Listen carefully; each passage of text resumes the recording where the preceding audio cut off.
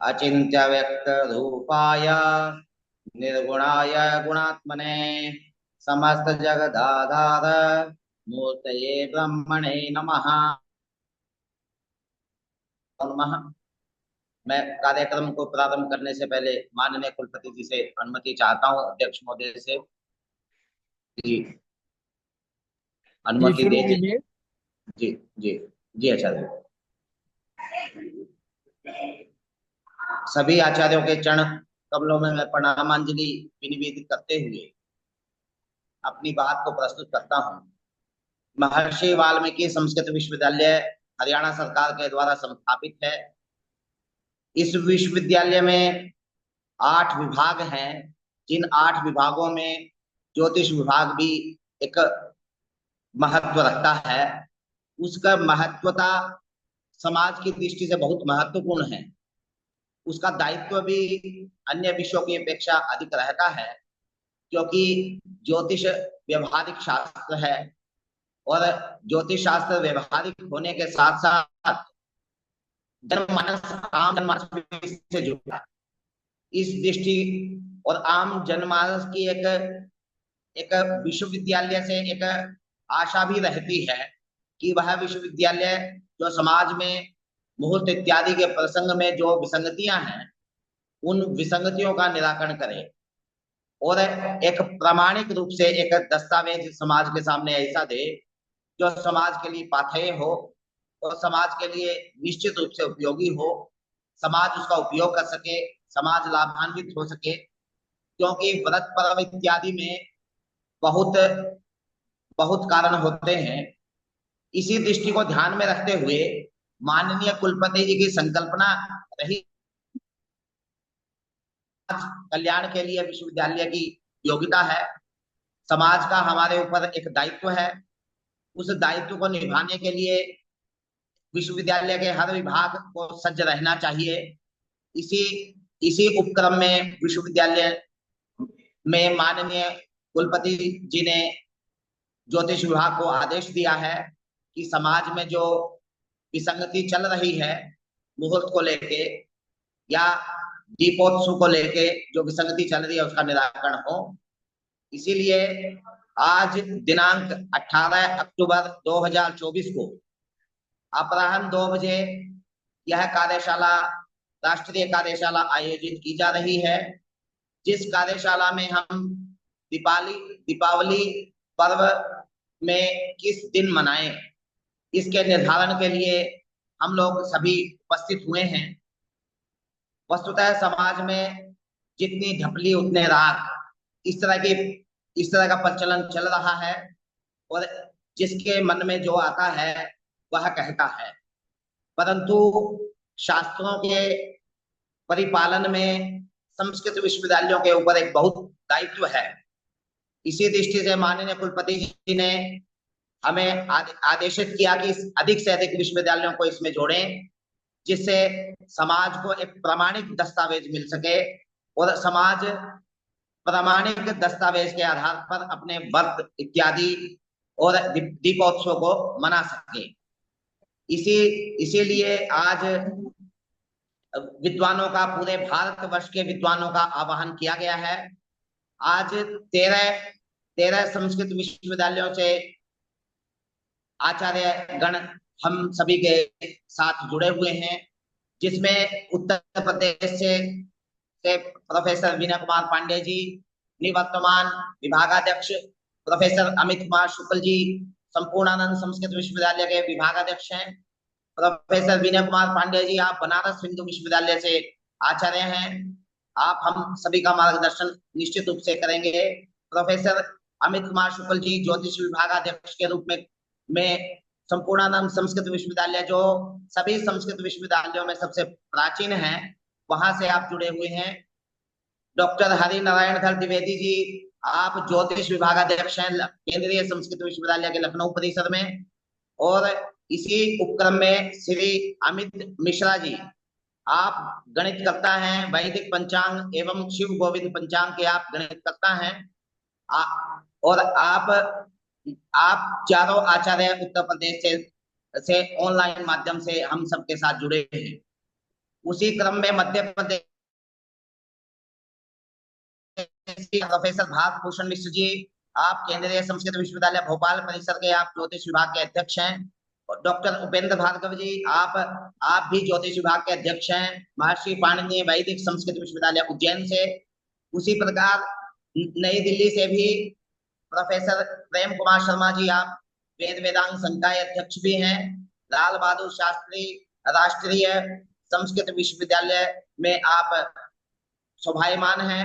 उसी प्रकार डॉक्टर अशोक थपलियाल जी, आप वास्तु शास्त्र विभाग, आप एक नैसर्गिक पंचांग के संपादक के रूप में भी आप हैं, और लाल बहादुर शास्त्री संस्कृत विश्वविद्यालय से आपका पंचांग प्रकाशित होता है। डॉक्टर नंदन कुमार तिवारी जी, आप ज्योतिष विभाग के अध्यक्ष हैं, उत्तराखंड मुक्त विश्वविद्यालय हल्द्वानी नैनीताल उत्तराखंड से आप ऑनलाइन माध्यम से हम लोगों के साथ जुड़े हैं। उसी क्रम में हिमाचल प्रदेश से डॉक्टर रिपुदमन चंद्र, आप ज्योतिष आचार्य हैं, कुल्लू हिमाचल प्रदेश से आप ऑनलाइन माध्यम से जुड़े हैं। जम्मू कश्मीर से डॉक्टर धनंजय मिश्र, आप माता वैष्णो देवी श्राइन बोर्ड का गुरुकुल है, उसके आप प्रधानाचार्य के पद पर आसीन हैं, आप जम्मू कश्मीर से जुड़े हैं। उसी उपक्रम में राजस्थान से प्रोफेसर विनोद कुमार शर्मा जी, आप वेद वेदांत संकाय अध्यक्ष हैं, जगत गुरु रामानंद आचार्य संस्कृत विश्वविद्यालय जयपुर से आप जुड़े हैं, राजस्थान से आप हैं। गुजरात से नित्यानंद ओझा जी, आप जुड़े हैं, आप सहायक विभागाध्यक्ष के पद पर कार्यरत हैं, सोमनाथ संस्कृत विश्वविद्यालय गुजरात से आप जुड़े हुए हैं। बिहार से डॉक्टर अवधेश कुमार श्रोत्रिय जी, आप सनात कामेश्वर सिंह दरभंगा संस्कृत विश्वविद्यालय प्राचीनतम विश्वविद्यालय है और ज्ञान का एक मील का पत्थर है। मिथिला में ज्ञान परंपरा को कौन नहीं जानता, कौन उसके प्रति नतमस्तक नहीं है, वहां से आप जुड़े हैं। आंध्र प्रदेश से कृष्ण कुमार भार्गव जी जुड़े हैं, आप वास्तुशास्त्र ज्योतिष विभाग में कार्यरत हैं, राष्ट्रीय संस्कृत विद्यापीठ तिरुपति आंध्र प्रदेश से आप जुड़े हैं। चेन्नई से प्रोफेसर अखिलेश कुमार मिश्र जी, आप ज्योतिष विभाग अध्यक्ष हैं, मद्रास संस्कृत कॉलेज चेन्नई से आप जुड़े हुए हैं। हरियाणा से श्रीमान सुरेश शास्त्री जी, आप वशिष्ठ पंचांग के संपादक के रूप में कैथल से जुड़े हैं। श्री रामफल शर्मा जी, आप ज्योतिष आचार्य हैं, कैथल से जुड़े हुए हैं। उसके अलावा डॉक्टर अखिलेश कुमार मिश्र, डॉक्टर मदन मोहन तिवारी जी और वेद विभाग के आचार्यगण और धर्मशास्त्र विभाग के डॉक्टर सत्येंद्र मिश्र और विभागीय आचार्य डॉक्टर नवीन शर्मा, डॉक्टर चंद्रकांत शर्मा और डॉक्टर गोविंद वल्लभ जी, आप सभी कार्यक्रम में, इस अभिनव कार्यक्रम में, इस अनूठे कार्यक्रम में, एक ऐसे निर्धारक कार्यक्रम में आपका स्वागत करता हूं, अभिनंदन करता हूं आप सभी का, क्योंकि हम एक ऐसे कार्य के लिए उपस्थित हुए हैं नरेश जी, जिसकी प्रोफेसर समाज प्रेम कुमार शर्मा जी का नाम रह गया शायद। प्रोफेसर प्रेम कुमार शर्मा जी भी जुड़े हैं। जी गुरु जी हो, प्रेम हाँ, कुमार शर्मा जी का जी। प्रोफेसर हाँ। प्रेम कुमार शर्मा जी, आप वेद वेदांग संकाय अध्यक्ष हैं, आप श्री लाल बहादुर शास्त्री राष्ट्रीय संस्कृत विश्वविद्यालय नई दिल्ली से आप जुड़े हुए हैं। आप सभी का मैं हार्दिक स्वागत अभिनंदन करता हूं, क्योंकि आज यह कार्यशाला की आवश्यकता प्रायः सभी सभी आचार्यों को, जितने भी जुड़े हैं, सबको महसूस हुई, क्योंकि इस इस दीपावली उत्सव ने अनेकों उत्सव कर दिए। निश्चित रूप से दीपावली उत्सव तो जब हम मनाएंगे ही, उससे पहले आचार्यों में एक विचारों का आंदोलन हुआ, निश्चित रूप से एक नई क्रांति है। और जब जब अनेकों विचार एक दूसरे से संलग्न होते हैं तो निश्चित रूप से नूतनम वस्तु, वह नूतन वस्तु एक नवनीत के रूप में हमारे सामने आती है। अब देखिए, कुछ पत्रिकाएं और न्यूज़पेपर का मैं कटिंग कहता हूं, और इन कटिंग से ही हम यानी विषय को प्रारंभ करेंगे। यह एक पत्रिका है, वहां से प्राप्त हुआ, गब्बर नहीं जनता का सवाल, दीपावली कब है, कब है, दीपावली तारीख को लेकर बवाल। देखिए, पत्रिकाओं में इस तरह का, मैं इसको सकारात्मक दृष्टि से देखता हूं, क्योंकि निश्चित रूप से प्रामाणिक आचार्यों का और सभी संस्कृत विश्वविद्यालयों में विशेष रूप से विराजमान आचार्यों का एक दायित्व है, सभी गुरुजनों का। और निश्चित रूप से महर्षि वाल्मीकि संस्कृत विश्वविद्यालय भी कनिष्ठ है वस्तुतः। 18 के 18 संस्कृत विश्वविद्यालयों में सबसे कनिष्ठ है। और कनिष्ठ निश्चित रूप से वैसा करता है जैसा ज्येष्ठ लोग मार्गदर्शन करते हैं। आपके मार्गदर्शन के लिए आपका आह्वान किया गया है। गब्बर नहीं जनता का सवाल, दिवाली कब है दिवाली, तारीख को लेकर बवाल। ये एक टिप्पणी हुई। और दूसरी धर्म समाज संस्था एक है, वहां पर निर्णय सिंधु धर्म सिंधु सिंधु वह जैन कैलेंडर में दीपावली 1 नवंबर को, जैन समाज 1 नवंबर को ही भगवान महावीर का निर्वाण लाडू चढ़ाएंगे और दीपावली पर का उत्सव मनाएंगे। और उसी प्रकार एक वल्लभ श्री वल्लभ राम शालिग्राम सांग वेद विद्यालय है वाराणसी में, वहां से भी एक हमें मार्गदर्शन प्राप्त हुआ है। वह भी हमें इस ओर। उसी क्रम में धर्म सभा, एक धर्म सभा हुई केंद्रीय संस्कृत विश्वविद्यालय के जयपुर परिसर में, वहां से भी हमें एक दस्तावेज प्राप्त हुआ, जिसमें 31 अक्टूबर को दीपावली मनाने के मतलब कि प्रमाण वहां प्रस्तुत किए गए। वस्तुतः जितने भी दृक पंचांग है वह प्राय एक मत में 1 नवंबर को दीपावली मनाने के लिए कहते हैं, परंतु हम शास्त्र के अनुशेषा, शास्त्र का अनुपालन करने वाले, शास्त्रों के अनुसार यथा शास्त्र निर्देश करते हैं, अनुशासित करते हैं, उस प्रकार से हम उसका आगे बढ़ते हैं। उसी प्रकार अखिल भारतीय विद्वत परिषद के द्वारा भी एक मार्गदर्शन दिया गया है। 31 अक्टूबर 2024 को ही दीपावली शास्त्र सम्मत है। अखिल भारतीय प्राच्य ज्योतिष शोध संस्थान जो जयपुर में स्थित है, वहां से एक नवंबर को दीपावली मनाने के लिए संकेत मिला है।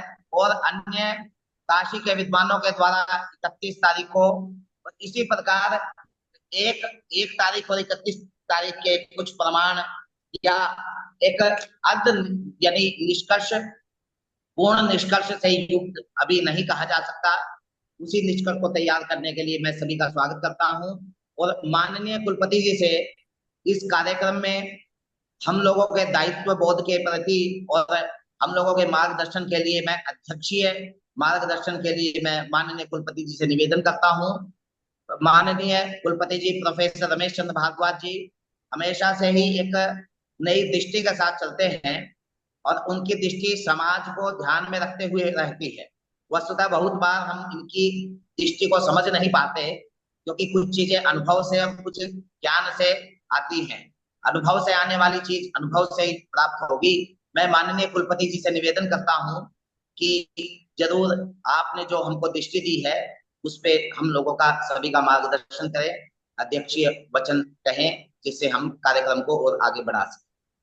माननीय कुलपति जी। धन्यवाद नरेश जी। ये महर्षि वाल्मीकि संस्कृत विश्वविद्यालय का सौभाग्य है कि आज एक राष्ट्रीय प्रश्न पर हम लोगों ने देश भर के श्रद्धेय आचार्य गणों को आहूत किया है कि वह दीपावली की तिथि को लेकर जो समाज में विसंगतियां या भ्रम की स्थिति है उसको हटाते हुए शास्त्रीय रूप से समाज का मार्गदर्शन करें।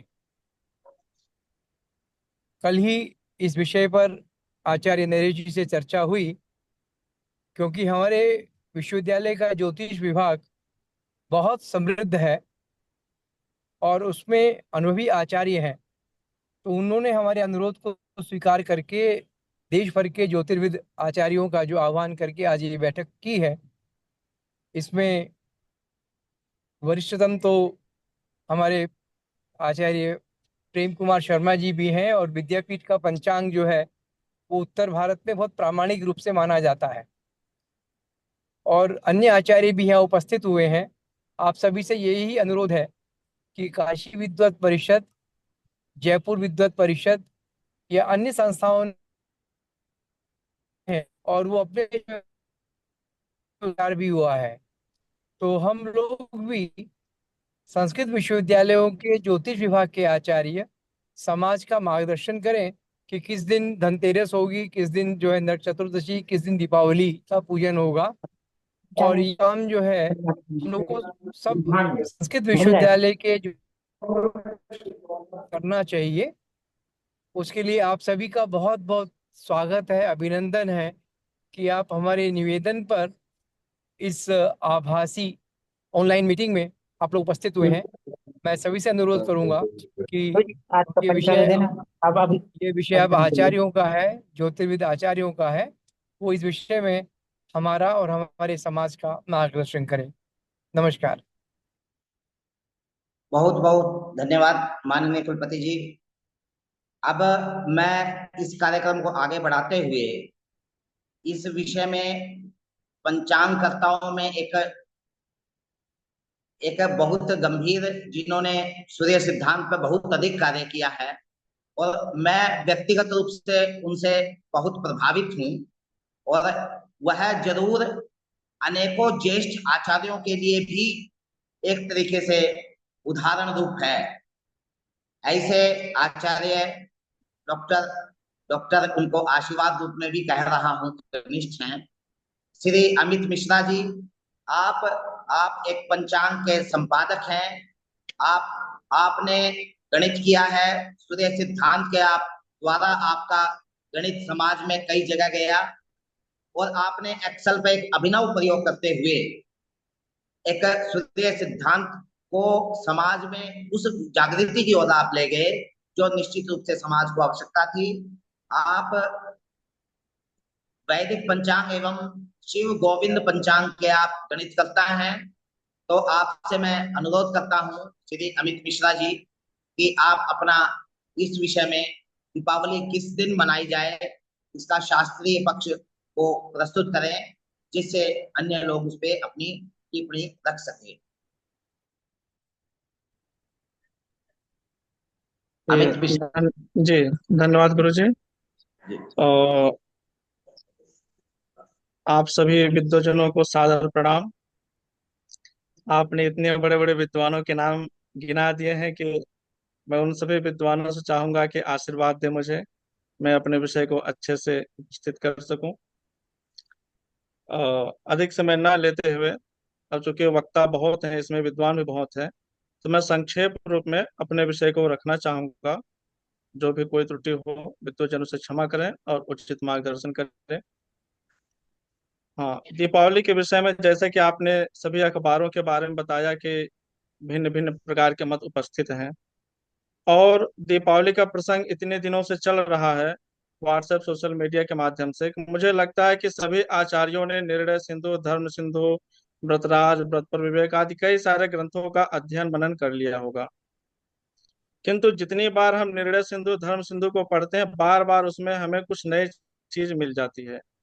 तो ऐसे ही हमने भी यही प्रयास किया, बार बार उसको पढ़ा, और जो जो कुछ नया चीज मिला उसी में मैंने देखा कि कहाँ तक विद्वानों का ध्यान आकर्षित हुआ है और क्या चीज अब तक छूटा हुआ है, और जिसके कारण यह व्रत पर्व 2 दिन हो जा रहे हैं।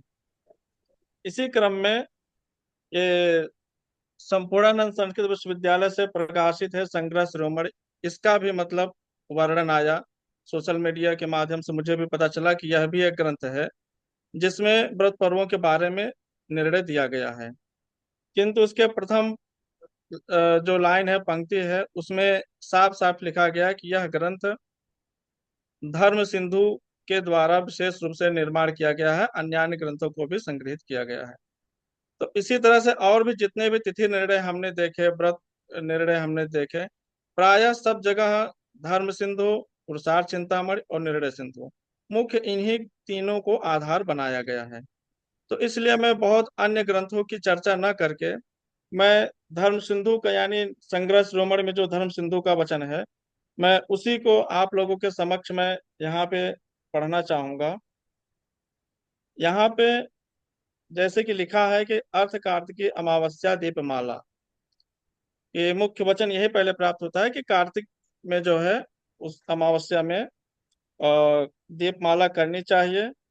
अस्याम प्रातरभ्यंग, तो मतलब प्रातः काल में अभ्यंग स्नान, प्रदोषे दीपदान लक्ष्मी पूजनादि विहितम, प्रदोष काल में दीपदान लक्ष्मी पूजनादि विहित है। तत्र सूर्योदय व्याप्य स्तोत्रम घटिकाधिरात्र व्याप्य दर्शे सत्य न संदेह।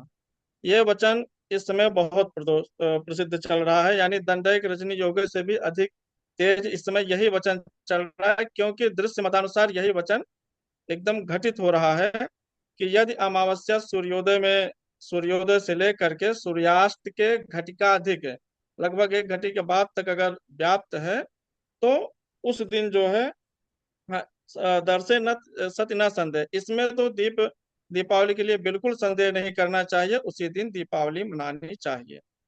तो विद्वान लोग यहाँ तक पढ़ करके यहीं पे निर्णय दे देते हैं कि अगले दिन दीपावली होनी चाहिए।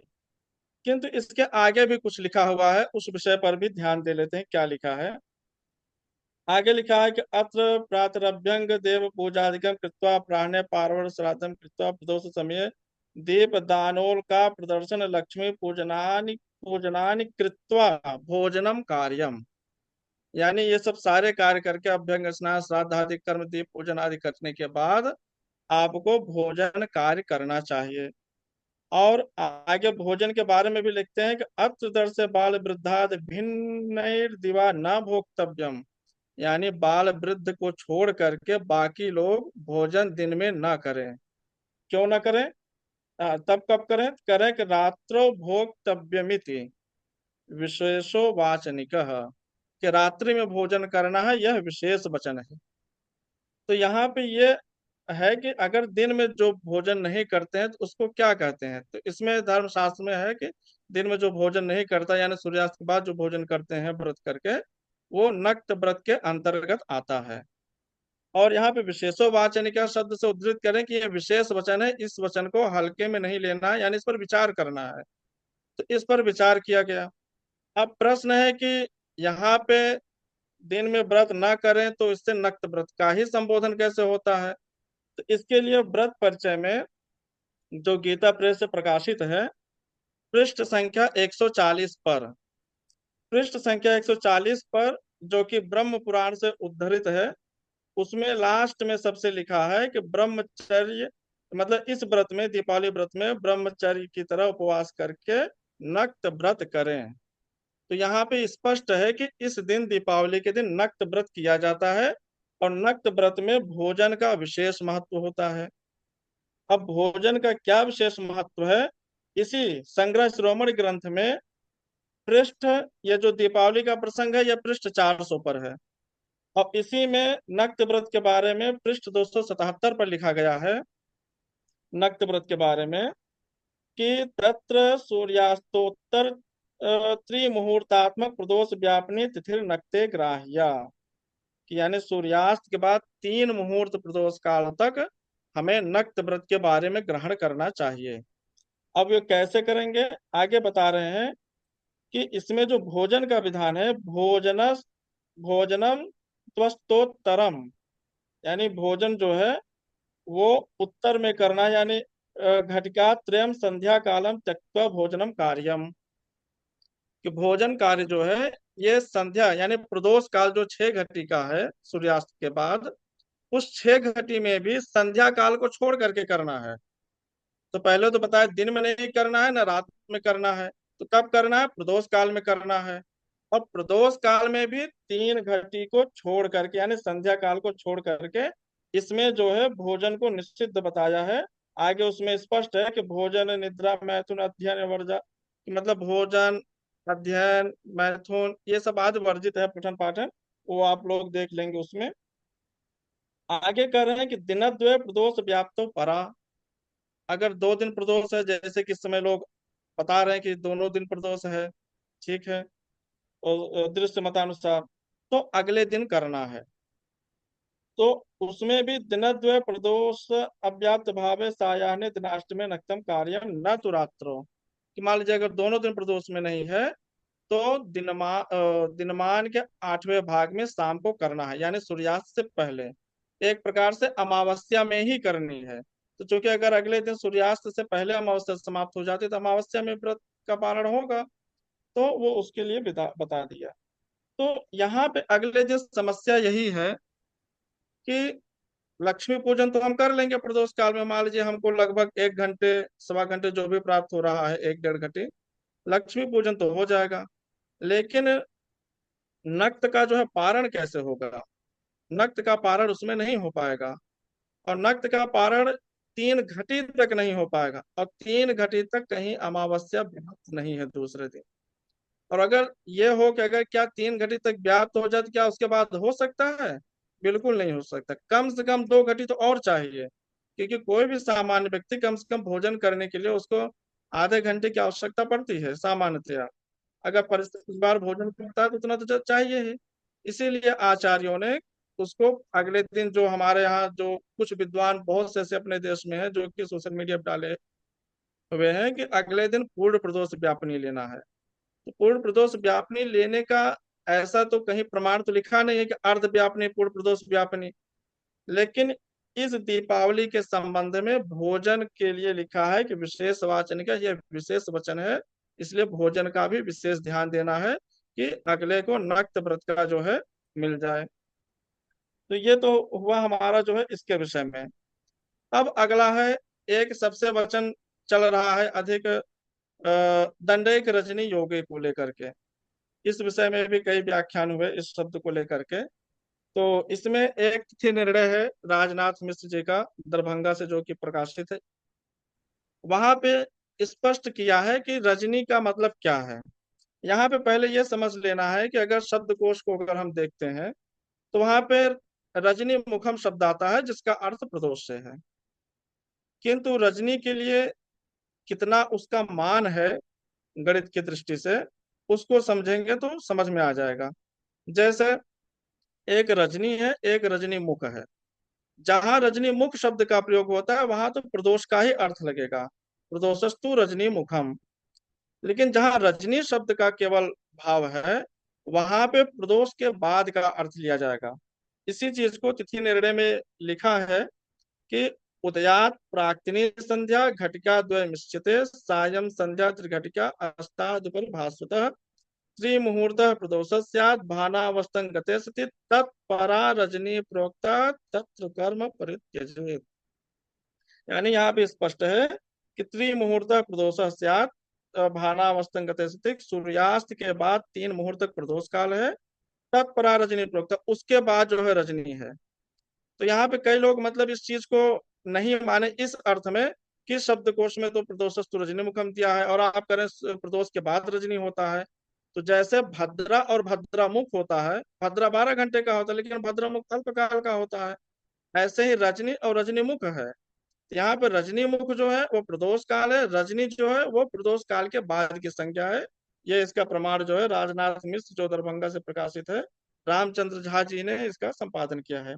इसी में ये कहते भी हैं कि प्रदोषो रजनी मुखम इत्यविधान वचनमप्येतत् परमेव, कि अगर प्रदोषो रजनी मुखम का अर्थ आप रजनी से अगर करते हैं तो नानार्थता स्यात्, तो नाना प्रकार के अर्थ जो है उसके उत्पन्न हो जाएंगे, यानी फिर वो निर्णय नहीं हो पाएगा। इसलिए इन दोनों को अलग अलग रखना चाहिए। और आगे स्पष्ट करते हैं कि अतएव षड घटिकात्मके प्रदोषे पूर्व घटिकात्रयं परित्यज्योत्तर घटिकात्रय नक्त मेकम भुक्तवत, यानी नक्त का भी यही निर्णय कर देते हैं कि जो षड घटिकात्मक जो प्रदोष काल है उस प्रदोष काल में पूर्व घटिकात्रयं परित्यज्य, पहले आप 3 घटी को त्याग दीजिए। वो किस लिए? आप उसके लिए पूजन आदि करिए, संध्या वंदन आदि करिए, क्योंकि हम लोग के धर्मशास्त्र में जो भी मतलब पूजन आदि लक्ष्मी पूजन जितने भी हैं वो सब प्रदोष काल को मुख्य माना गया है। तो इसलिए हम जो भी लक्ष्मी पूजन आदि कार्य है वो 3 घटी तक संपन्न कर लेंगे। उसके बाद अगर हमारे पास 3 घटी शेष है प्रदोष काल, तो हम उसमें जो अन्य कार्य है वो हम सिद्ध करेंगे। तो उसी के लिए कह रहे हैं कि उत्तर घटिकात्रय नक्त मेकम भुक्तवत, जो बाद है उसमें हम नक्त व्रत अपना यानी भोजन आदि का कार्य कर लेंगे। अब इसमें एक प्रश्न, ये तो मान लीजिए धर्मशास्त्री है, तो इस हिसाब से देखा जाए तो दूसरे दिन यानी 1 नवंबर को हमें पूर्ण प्रदोष काल क्या हमको तो 3 घटी भी नहीं मिल रहा है, तो इसलिए हम ना तो उसमें ये मतलब पूजन आदि पूरा कर सकते हैं, और नक्त व्रत का पारण तो वो एकदम से असंभव है। और नक्त के विषय में काल माधव में जाबाली ने स्पष्ट लिखा है, उसमें सबसे अगर लंबा लेख नक्त व्रत के विषय में प्राप्त है तो काल माधव में प्राप्त है। उसमें ऋषि जाबाली के कई वचन उसमें उद्धृत हैं। तो इसमें साफ साफ है कि नक्त जब भी नक्त व्रत का पारण जब भी होगा, वो सदैव प्रदोष काल में ही होगा, ना तो प्रदोष से पहले ना तो प्रदोष के बाद। एक केवल कंडीशन में प्रदोष से पहले हो सकता है, वो तब हो सकता है जब तीनों दिन प्रदोष की अव्याप्ति हो, यानी पहले दिन प्रदोष के बाद अमावस्या शुरू हो और दूसरे दिन सूर्यास्त से पहले समाप्त हो जाए, तब वहां पे परिहार वचन दिया है कि दिनाष्ट में भागे सायाहने, शाम को दिन के 8वें भाग में आप कर सकते हैं, क्योंकि उस समय अमावस्या आपको रहेगी, उसमें आप पारण कर सकते हैं। अब ये तो धर्मशास्त्री हुआ, इससे स्पष्ट निर्णय है कि पहले दिन 31 तारीख को चाहे दृश्य हो चाहे सौर से हो, वो निर्णय होगा। अब दूसरा एक समस्या और भी चल रही है सोशल मीडिया पे। कोई कह रहे हैं कि सौर पद्धति वाला जो है गणित एकदम अशुद्ध है, दृश्य वाला एकदम सूक्ष्म है। कोई कह रहे नहीं, दृश्य पद्धति वाला तो नाटकाल अलमनाक है, परंपरागत सौर पद्धति है। तो इसमें कौन सा सूक्ष्म है? दोनों ग्राह्य हैं। कैसे ग्राह्य हैं? अगर आप सौर पद्धति को लेते हैं तो भास्कराचार्य जी बीजोपनय ग्रंथ के सबसे अंत में कहते हैं कि जो सूक्ष्म तिथि को ग्रहण नहीं करता उसको ब्रह्म हत्या का दोष लगेगा। अब यहाँ पे जो व्रत धर्म कृत्योपयोगी तिथ्या निर्णय स्वामी करपात्री जी का निबंध है, उसमें भगवान व्यास कहते हैं, दृक् सिद्ध खेट ग्रह साधिता से कुर्वंत केचित तिथुस प्रमादात श्राद्धादिकम तत्पितृ शापतस्ते पुण्यक्षयम दुर्गति मापनुवंती। कि मतलब अगर जो दृक् सिद्ध खेट ग्रह साधिता से, जो दृक् सिद्ध ग्रह से श्राद्ध आदि का निर्णय करते हैं, व्रत पर्व का निर्णय करते हैं, ऐसे व्यक्तियों की दुर्गति होगी, पुण्य क्षय होगा और किसी लायक नहीं रह जाएंगे, यानी दुर्गति उनकी हो जाएगी। अब देखिए दोनों विरोधाभास वचन मिल रहे हैं। दृक् सिद्ध को नहीं मानेंगे तो ब्रह्म हत्या लगेगा, यहाँ नहीं मानेंगे तो पुण्य का क्षय हो जाएगा। अब कौन सा गणित अपनाए? दोनों पे वही उसका विधान दिया हुआ है, जहां समस्या होती है वहीं समाधान भी मिलता है। जहां भास्कराचार्य सूक्ष्म तिथि के बारे में करें ब्रह्म हत्या का दोष लगेगा, तो वहां पे कह रहे हैं कि स्थित्यर्थ साधन हेतु, उसी के जस्ट पहले 3-4 श्लोक पहले आया है कि जब ग्रहण हम करते हैं तो ग्रहण में जब कदम प्रोत से जब हम क्रांति वृत्तस्थ ग्रह लाते हैं, वहां से जब कक्षा वृत्त में हम जब ग्रहण साधन करने जाते हैं, तो जो स्थित्यर्थ साधन करते हैं पर्वांत काल से पहले, वहां पे वो जो है सूक्ष्म नहीं घटित होता है। इसलिए जो है वहां सूक्ष्म तिथि के लिए हम तिथि च्युति आदि कर सारे संस्कारों को करके वहां पे हम ग्रहण सिद्ध करेंगे। जबकि वही भास्कराचार्य मंद स्पष्ट चंद्र से ही तिथि साधन करते हैं सिद्धांत शिरोमणि में, वहां पे तिथि च्युति कर कुछ नहीं लेते। लेकिन बीजोपनय में जब जाते हैं वहां तिथि तिथि पाक्षिक तुंगांतर नाम से तिथि च्युति संस्कार ले लेते हैं। क्यों? क्योंकि वहां पे ग्रहण की आवश्यकता है, उसमें जरूरत है। तो इसलिए हमारे जितने धर्म शास्त्रकार हैं, सूर्य सिद्धांत आर्यभट्ट से लेकर के सिद्धांत दर्पण तक, वहां तक किसी ने भी मंद स्पष्ट के अलावा कोई चंद्रमा ग्रहण नहीं किया है। यानी मध्यम ग्रह में ये आपका देशांतर भुजांतर चरांतर उद्यांतर आदि संस्कार करने के बाद केवल मात्र मंद फल का संस्कार किया है, अन्य कोई संस्कार को नहीं ग्रहण किया।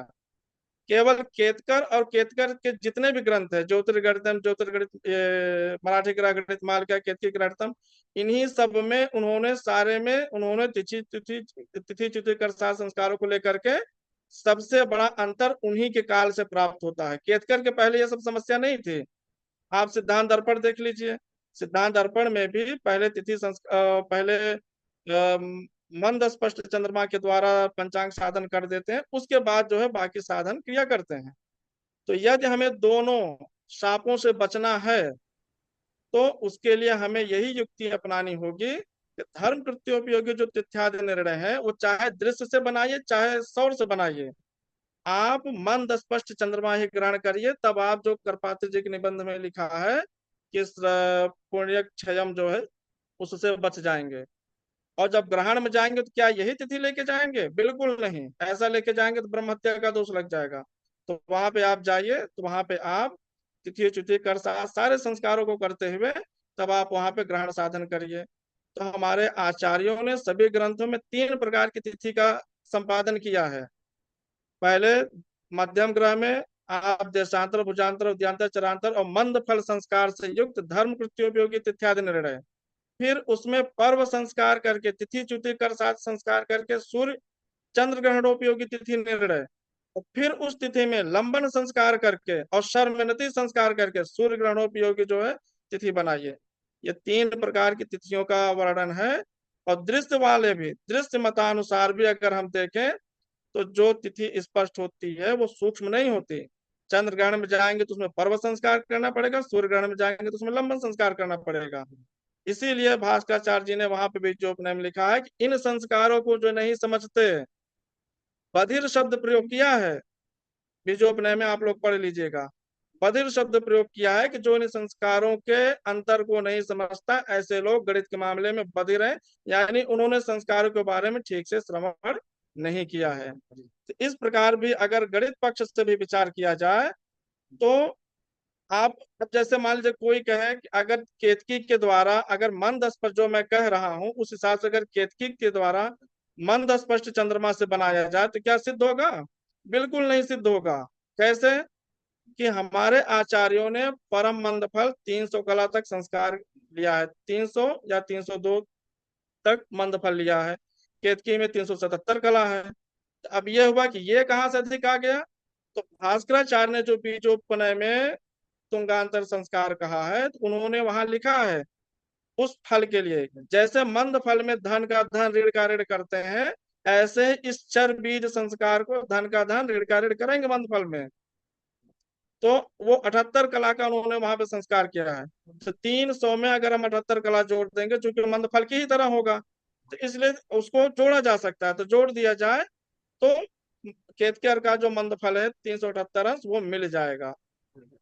तो केतकर ने तो वहां पे ये सोचा कि 2 बार काम ना करना पड़े, इसलिए उन्होंने सीधा जोड़ करके एक ही बार मंदफल बना दिया। लेकिन इससे हमारी धर्मशास्त्र व्यवस्था गड़बड़ हो गई। इसीलिए जितने लोगों ने बीज संस्कार किया, चाहे सिद्धांत शिरोमणि हो, चाहे गणेश दैवज्ञ हो, चाहे मकरंद आदि हो, किसी भी सिद्धांत से आप तिथि बनाएंगे तो तिथियों में 1-1.5 घटी से अंतर नहीं मिलेगा अधिक। लेकिन केतकी से बना, जो आपने केतकी से बनाया तो कितने कितने शक्र घटी प्रभेद सिद्धांत दर्पण में लिखा है कि 14 घटी तक का अंतर हो जाता है। और अब तो वो अंतर गड़बड़ भी हो रहा है, कभी 15 भी मिल जाता है।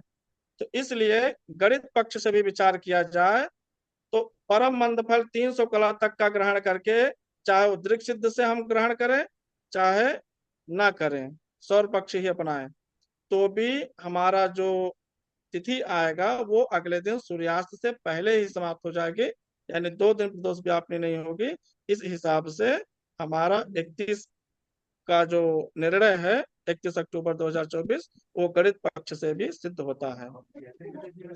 हाँ, तो इस प्रकार जो है सौर पक्ष से और दृश्य पक्ष दोनों से 31 अक्टूबर को निर्णय होता है। इसी के साथ मैं अपनी वाणी को विराम देता हूँ। बहुत बहुत धन्यवाद। नमस्कार। बहुत बहुत धन्यवाद अमित जी। आपने शास्त्रीय तर्कों के साथ अपने पक्ष को रखा और आपके तर्कों से प्रमाणित होता है कि 31 तारीख को ही दीपावली का उत्सव होना चाहिए, परंतु यह अभी एक पक्ष हुआ, अभी और यानी इस पे मंथन आचार्यों के द्वारा होना अपेक्षित है। अभी मैं प्रोफेसर प्रेम कुमार शर्मा गुरु जी से निवेदन करता हूं कि हमारा मार्गदर्शन करें, क्योंकि आप नवदिल्ली राजधानी से आप हैं और आपके विश्वविद्यालय में दो पंचांग प्रकाशित होते हैं, विद्यापीठ पंचांग जो ये बहुत विंशति अधिक वर्षों से प्रकाशित हो रहा है, और उसी प्रकार एक नैसर्गिक पंचांग भी आपके विश्वविद्यालय से अभी प्रकाशित होने लगा है।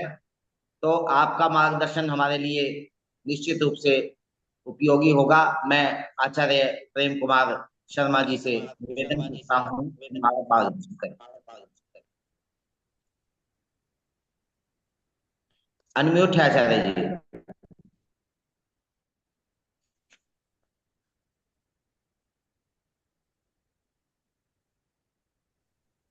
हेलो। हेलो। जी जी आवाज आ रही है ना? जी जी हम्म। आ रही है आ रही है। दीपावली निर्णय के वर्कशॉप के अध्यक्ष वाल्मीकि विश्वविद्यालय के माननीय कुलपति प्रोफेसर रमेश कुमार भारद्वाज जी एवं इस कार्यशाला में उपस्थित सभी विद्वजन, अभी अमित जी ने दृक् सिद्ध और सूर्य सिद्धांतीय मकरंदीय पंचांग के अनुसार किस प्रकार से ग्रह का साधन होता है उसके बारे में विस्तृत चर्चा की। चाहे दृक्सित पंचांग हो, हमारा जो विद्यापीठ पंचांग है वो दृक्सित पंचांग है, या अन्य मकरंदीय पंचांग हो, उसमें भविष्य पुराण का मत है कि कार्तिके प्रदोषेतु विशेषेण अमावस्या निशावर्धके तस्याम संपूजये देवीं भोग मोक्ष प्रदायिनीम। कार्तिक के प्रदोष काल में विशेषकर अमावस्या जहां अर्धरात्रि में भी विद्यमान हो तो उसमें देवी का पूजन करना चाहिए, लक्ष्मी का पूजन करना चाहिए। और उसमें भी दीपावली में 3 मुख्य कर्म हैं। एक श्राद्ध दान है, वो अपराह्न में होता है, और दीपदान तथा लक्ष्मी पूजन प्रदोष काल में होता है, और अलक्ष्मी का निस्सारण अर्धरात्रि में विशेषकर होता है। तो ये क्रम क्रम दिया गया है दीपावली में। और स्मृति कौस्तुभकार कहते हैं, पुराण भेदेन उक्त्योः क्रमस्य अशास्त्रीयत्वात् शास्त्रीयत्वेपि क्रमः बलवान। पुराण भेद में उक्तियों के क्रम के अशास्त्रीय होने के कारण और शास्त्रीय होने पर भी क्रम बलवान होता है। तो इसमें प्रथम क्रम जो है वो तो श्राद्ध दान है, द्वितीय क्रम इसमें दीप दान है, और तृतीय क्रम अलक्ष्मी निस्सारण है। तो दीक्षित पंचांगों में भी 31 अक्टूबर को गुरुवार को हमारे विद्यापीठ पंचांग के अनुसार चतुर्दशी 3:53 तक है। उसके बाद अमावस्या प्रारंभ हो रही है। तो उसके उपरांत वहां श्राद्ध कर्म होगा, और सायंकालीन प्रदोष काल में भी अमावस्या है, उसमें दीपदान और लक्ष्मी पूजन का विधान है। और अर्धरात्रि में भी, क्योंकि 31 तारीख को ही अमावस्या है, इसलिए अलक्ष्मी का निस्सारण भी विशेष रूप से है। अतः यदि 1 तारीख को कोई दीपावली मनाना चाहे तो वो वहां जो है अर्धरात्रि में अमावस्या न होने के कारण दीक्षित पंचांगों में, तो वहां पर अलक्ष्मी का निस्सारण नहीं हो सकता। तो यहाँ पर क्रम हानि होने से क्रम से दोष उत्पन्न होता है। इसलिए दीपावली जो है 31 अक्टूबर 2024 को मनाना ही शास्त्रीय विधान के अनुसार ठीक होगा, उचित होगा। जी बाकी आचार्य तो जी विस्तार से कह दिया है। जी आचार्य बाकी जी बहुत जी जी और आचार्य लोगों को भी समय दें तो ज्यादा सही रहेगा। क्रम यही है। जी जी आचार्य जी। हम्म। देखिए, यानी अमित मिश्रा जी ने और आचार्य प्रेम कुमार शर्मा जी ने दोनों के मतैक्य है। वस्तुतः आचार्य जी ने जो विषय हमारे सामने रखे, श्राद्ध दान, दीपदान आदि क्रम जो रखा, निश्चित रूप से यह ध्यातव्य है। और दोनों ही तर्कों से 31 अक्टूबर को दीपावली का संकेत हमें प्राप्त होता है। अब मैं आचार्य विनोद कुमार शर्मा जी, आप जगत गुरु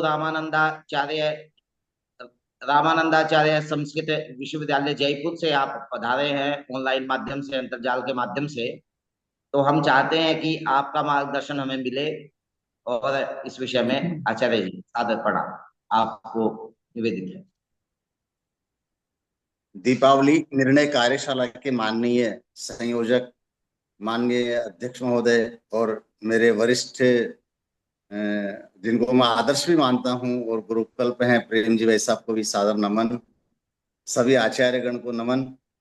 और वास्तव में ये सही भी है कि जब जब देश में कुछ ऐसी व्यवस्थाएं होती है तो ज्योतिषियों का कर्तव्य है कि समाज का उचित मार्गदर्शन करें। और आजकल पिछले कुछ ही वर्षों से ऐसा होने लगा है कि तिथियों में द्वैत भाव इस प्रकार से आने लगा है। लेकिन यदि सूर्य सिद्धांत मत को देखा जाए और अपने जो परंपराएं, क्योंकि बार बार शास्त्रों ने भी यही कहा है, तो उस परंपरा को ले तो कोई किसी प्रकार का विवाद ही नहीं आएगा। खैर, अभी जैसा कि मिश्रा जी ने बताया, माननीय शर्मा जी ने बताया, बिल्कुल सही कहा है और शास्त्रों ने भी यही कहा है। लेकिन हम शास्त्रों की बातों को मन मुताबिक जब करने लगते हैं तो थोड़ी ऐसी विरोधाभास की स्थितियां होती है। ऐसा ही यहाँ भी कुछ हो रहा है। जैसा प्रदोष व्यापिनी शब्द हमने लिया, अब 4 प्रकार के कर्म, जैसा कि माननीय ने भी कहा कि भैया ये कर्म है, क्रमशः होने चाहिए, बिल्कुल सही है, क्रमशः ही होने चाहिए, यही शास्त्र की मर्यादा है। 4 कर्म विशेष रूप से दिवाली के लिए प्रदोष काल में करणीय बताए गए, और वो प्रदोष समय दीप दानोल्का प्रदर्शन लक्ष्मी पूजनानी कृत्वा भोजनम सामान्य सा विषय है। अब ये चारों यदि हमको 36 मिनट का समय मिल रहा है, 40 मिनट का समय मिल रहा है, कहीं 15 मिनट का समय मिल रहा है, कहीं 70 मिनट, नहीं हो पाएगा। चारों कर्म विधि विधान से नहीं हो पाएंगे। इसी प्रकार हमने जब देखा कि भाई दर्श है शब्द बार बार आ रहा है, धर्म सिंधुकार ने भी कहा, निर्णय सिंधु में भी आया, बार बार एक शब्द आ रहा है, दर्श है, दर्श का स्पर्श होना चाहिए। तो दर्श शब्द का अर्थ ये हुआ कि अमावस्या के जो 3 भाग हुए, सिनी वाली, दर्श और कुहू, तो सिनी वाली अमावस्या का प्रथम भाग हो गया, अंतिम 2 भाग कुहू हो गए। और दर्श शब्द का स्पर्श होना चाहिए प्रदोष काल में, तो 1 तारीख को तो मिल ही नहीं रहा, प्रदोष काल से पहले ही समाप्त हो रहा है दर्श काल। और यहाँ पर जैसे कि हम देखें, दर्श की समाप्ति 11:14 पर ही हो जाएगी 1 तारीख को, और 17 शाम को 5:41 के बाद में प्रदोष काल निकल रहा है। तो ऐसी स्थिति में प्रदोष काल में तो दर्श काल आया ही नहीं, तो फिर किस प्रकार से मना पाएंगे? ये थोड़ा एक देखने का विषय है। दूसरा, प्रदोष काल में व्याप्ति होनी चाहिए, यहाँ स्पर्श भी नहीं है दर्श काल का, यह भी एक विषय आया। और इसके अलावा एक चीज और है कि प्रदोष काल कितना ग्रहण करें, जैसे आपने कहा कुछ ये विषय आने वाले हैं, कुछ बीच बीच में यहाँ हमारे जयपुर में भी ऐसे ये शास्त्रीय सभाएं हो रही है, उसमें शब्द बार बार आ रहा है, स्पर्श होना चाहिए। तो स्पर्श का तो विधान ही नहीं है अपने, कम से कम दीपावली पूजन में तो स्पर्श का विधान नहीं है कि भाई प्रदोष का स्पर्श हो रहा है, दर्श का तो इसमें कर लिया जाए। नहीं, पूरे 5 कर्म जो बताए गए हैं वो पूरे काम होने चाहिए उस समय की व्याप्ति को देखते हुए, क्योंकि व्याप्ति शब्द बार बार आ रहा है। और व्याप्ति का मतलब ये नहीं कि स्पर्श हो गया या अंशकालिक स्पर्श हो रहा है, थोड़े समय की व्याप्ति, इसको बिल्कुल नहीं ले सकते अपन। और दूसरी बात, कम से कम 6 घड़ी का बार बार हमने ये कहा जा रहा है कि भाई सूर्यास्त के पश्चात 3 मुहूर्त कम से कम होना चाहिए, ग्रंथों ने कहा है। अब 3 मुहूर्त का काल यदि नहीं मिल रहा है, क्षणिक काल मिल रहा है, फिर भी हम उसको कुछ जो दृग्गणित को मानने वाले, और चूंकि अगर ईमानदारी से देखा जाए तो दृग्गणित वाले भी 31 का ही मान रहे हैं, लेकिन कुछ व्यक्ति जो इस प्रकार की अवधारणा, अलग अलग व्याख्याओं को लेकर के जो आगे बढ़ने वाले हैं, उनके हो सकता है उनके तर्क कुछ इस प्रकार के हों, लेकिन सामान्य रूप से यदि गंभीरता से विचार किया जाए, पहले भी इस प्रकार के कई शास्त्रीय अवसर आए हैं दीपावली निर्णय के।